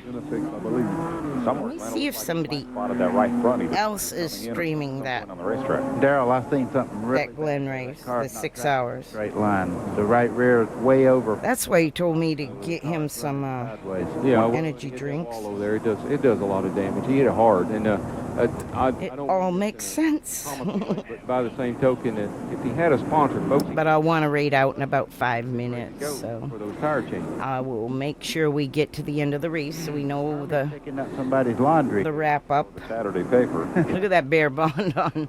He's lucky there's not Hermes' car. That's a good way to do it. A lot of air down on that lower section there. I think he did more damage to the car than that paper's going to do by nerfing somebody once in a while. And getting nerfed. Yeah. All right, we're going to be a minute before we go back to green to finish this one. Bottom Split is doing 6 hours of the Glen. I don't think he takes raids, but that's okay. I will watch him after. They just waved the green flag, and they're in turn 1 with 6 laps to go. Single file. Flag Guy's racing, 10 laps. And it's his birthday. For 2 fast. So I'll raid out to Fly Guy. Tail end of the line. So here are your lead lap cars. Left side of your screen, Terry Labonte. Harry Gant is right with him. Hermie Sadler is 3rd. Randy LaJoie is in there in 4th. And then... Darn it, the ads are going to start because I snoozed him again. Golly. Coming to the front. Trying to snooze him. We're not going to watch him a whole bunch. But you were just doing trucks. Lick to the wall hurt him a bit. He's flying around the... Oh, okay. Are you live? The top 4 from there, buddy, with 5 laps to go. No. 6th place, Tom Peck just snuck underneath Mike Wallace there, top of your screen, to take away 6th. They are 1. You're not live. Racing hard.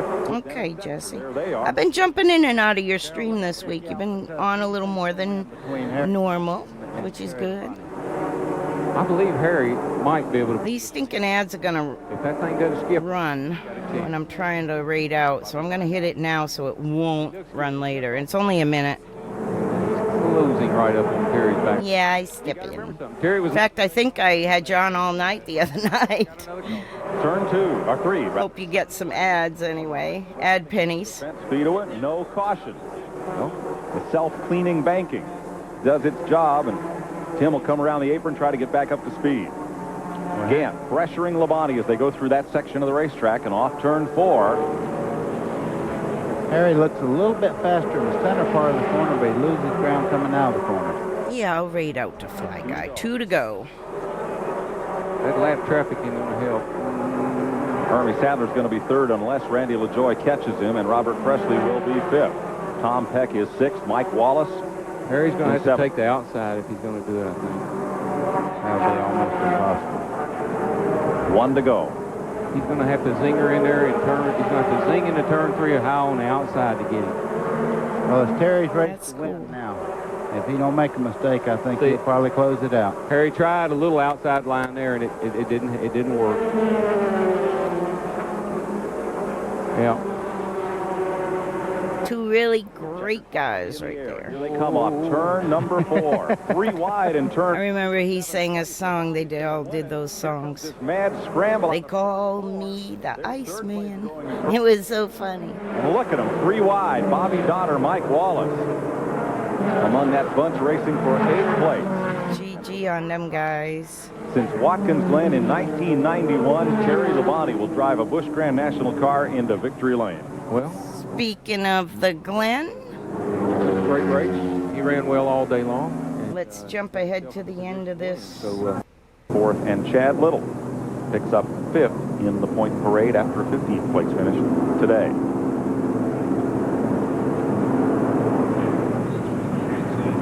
Here's Glenn Jarrett. Okay. Glenn? Well, we're standing here amongst a bunch of guys that had good runs today. First of all, we've got Randy LaJoy here. Hermie Sadler's always over there, too. We'll get him. Randy, good run today. Looked like a lot of fun out there. I tell you what, I was having a blast. We kind of got messed up yesterday. Had about 6. One more minute, and I got to check out. Check out. A lot of cars went home. So I'm just happy for this Fina Lou Moroso team. They did a great job in their pits. And I was having a lot of fun out there. Got to the front. Thank you, everybody, for stopping in today. I know I've had a great stream and lots of cool chatters and stuff and viewers and lurkers, and appreciate you all so much. Really, I was really working. And I took a big lick in the front end and the back end, but I think my Virginia's Loveless race crew did a super job, getting me in there to pits all day, and we made the best of a bad situation, I tell you, and I'm really excited. Well, this guy has done an awfully good job since he came on this circuit. Looks like your experience from last year is really paying off now on the super speedways. Well, we got a much better program this year, I think. The guys did a good job putting some new cars together. We've got some new bodies with help from Chevrolet this year, and things looking good for us. I've got a year's experience under my belt, and that should be the key for us, and we should be a contender, I hope. Well, I think he's already a contender. He won 1 race last year. I think we'll see this kid in victory lane a lot this year. I think you're right, Glenn, with a car that's got as banged up as his did the start of the race. To bring that thing home 3rd was quite an accomplishment. Labonte the winner, Harry Gant 2nd, Hermie Sadler, Randy LaJoy, and Robert Presley. That's your top 5. Tom Peck in 6th, Ronald Cooper 7th, and then your photo finish, Mark Martin wound up 8th. Trying to figure out this new raids They came stuff. Bobby Dotter Pain in and the ass. Sawyer were all part of that. Then Morgan Shepherd, Jim Bound, and Chad Little. Tim Fedewood was 16th, Tracy Leslie, David Bonnet, David Green, and Stevie Reeves in his Rockingham debut. Ken Wallace was 21st, Mike McLaughlin, Kenny Wallace, 15 laps shy of a 3rd place finish, Ricky Craven, and Johnny Benson Jr. Roy Payne, Rodney Combs, Joe Bessie, Jason Keller, and Mike Garvey take you back through 30th place. Then Phil Parsons, Chad Chaffin, Dave Resendez, Richard Lassiter, and Tommy Houston. Followed by Shauna Robinson, the outside pole sitter, Kevin LePage, Dale Earnhardt, Randy Porter, and Dale Jarrett.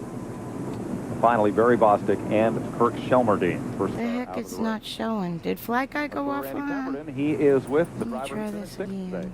Tom Peck, 3rd in the points position after finishing. Yeah, this new raid stuff is a pain in the ass. Steve Grissom's car for 1994 did a well of a job today. Thank you. It wasn't pressure, it's an opportunity. I mean, I had a great team. Channel Lock's behind us 100%. We're a Chevrolet factory team. Steve Grissom spent a lot of time putting this team together. And, you know, it takes a sponsor, it takes a team, and the guys got me in and out of the pits. I could not ask for a better deal than I got right here.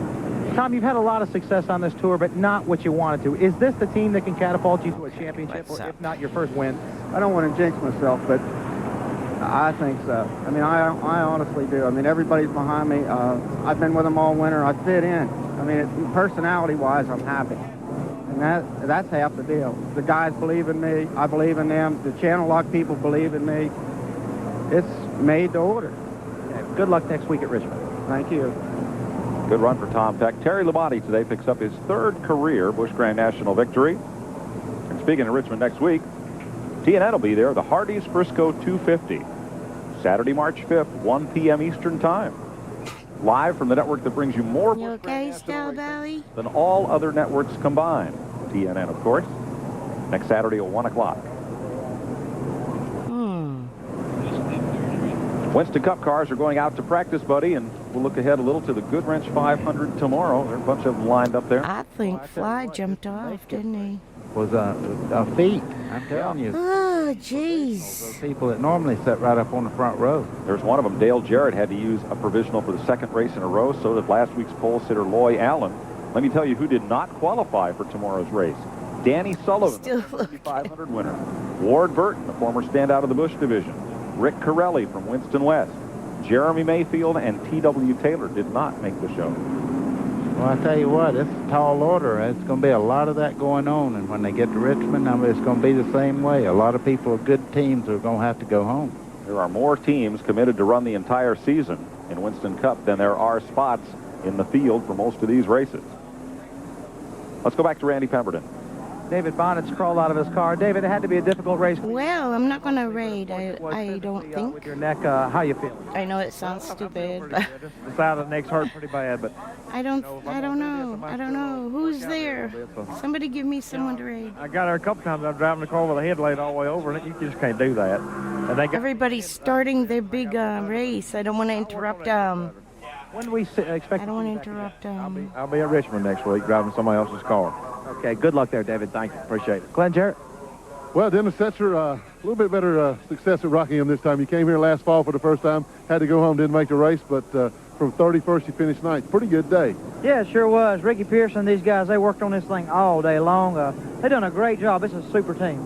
Are you getting more comfortable now on the super speedways? As you I hit the wrong button.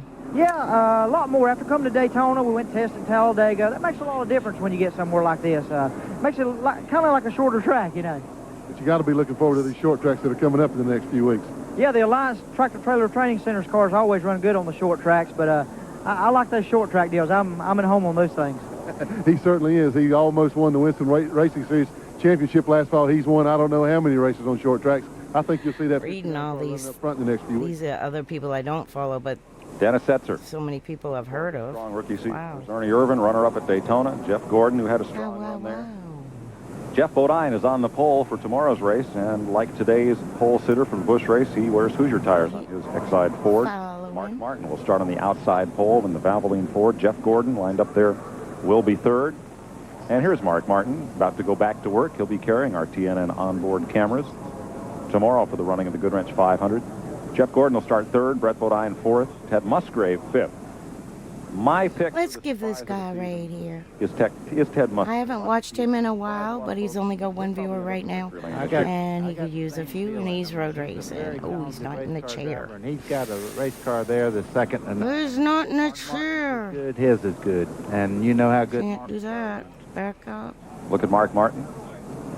Coming up tomorrow, 11:30 a.m. tomorrow. The only show you can find on anywhere on your television at the same day, the same time every week to bring you updates on the world of auto racing, Pat Patterson and Race Day.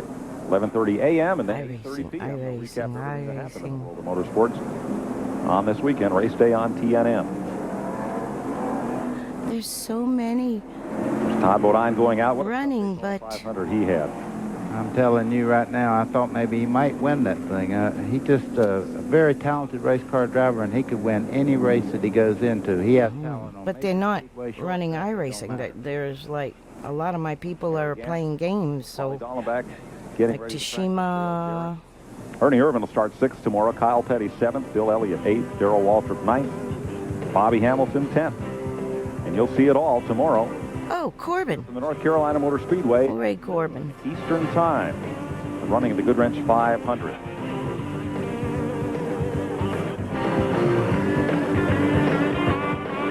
What's happening during the start of happy hour practice as they... Oh, he's offline now, too. Sucker. The track at the No wonder. caution row speeds. The drivers... Gosh, Mosey, everyone's offline. Tachometer, 45 miles an hour here at Rockingham is the pace car speed. They're getting ready to practice. There you see the margin by which Terry Labonte led Harry Gant to victory here at Rockingham in the Goodwrench Following. third career Busch Grand National victory. Okay, we're gonna raid 2 beer minimum. Why not? Maybe. Yes. No. Villeneuve. No. Curtis. This copyrighted telecast of the Goodwrench 200 is authorized under broadcast rights granted by North Carolina Motor Speedway and is intended for the private use of our audience. Any transmission or reuse of pictures, accounts, or descriptions of the event without the All right, let's go here. Nashville Network and World Sports Enterprises is prohibited.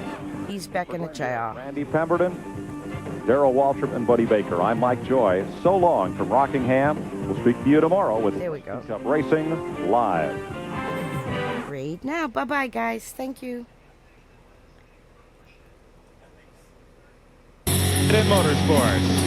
I'm telling you, it's very difficult. This Busch Grand National Racing is, I think, is just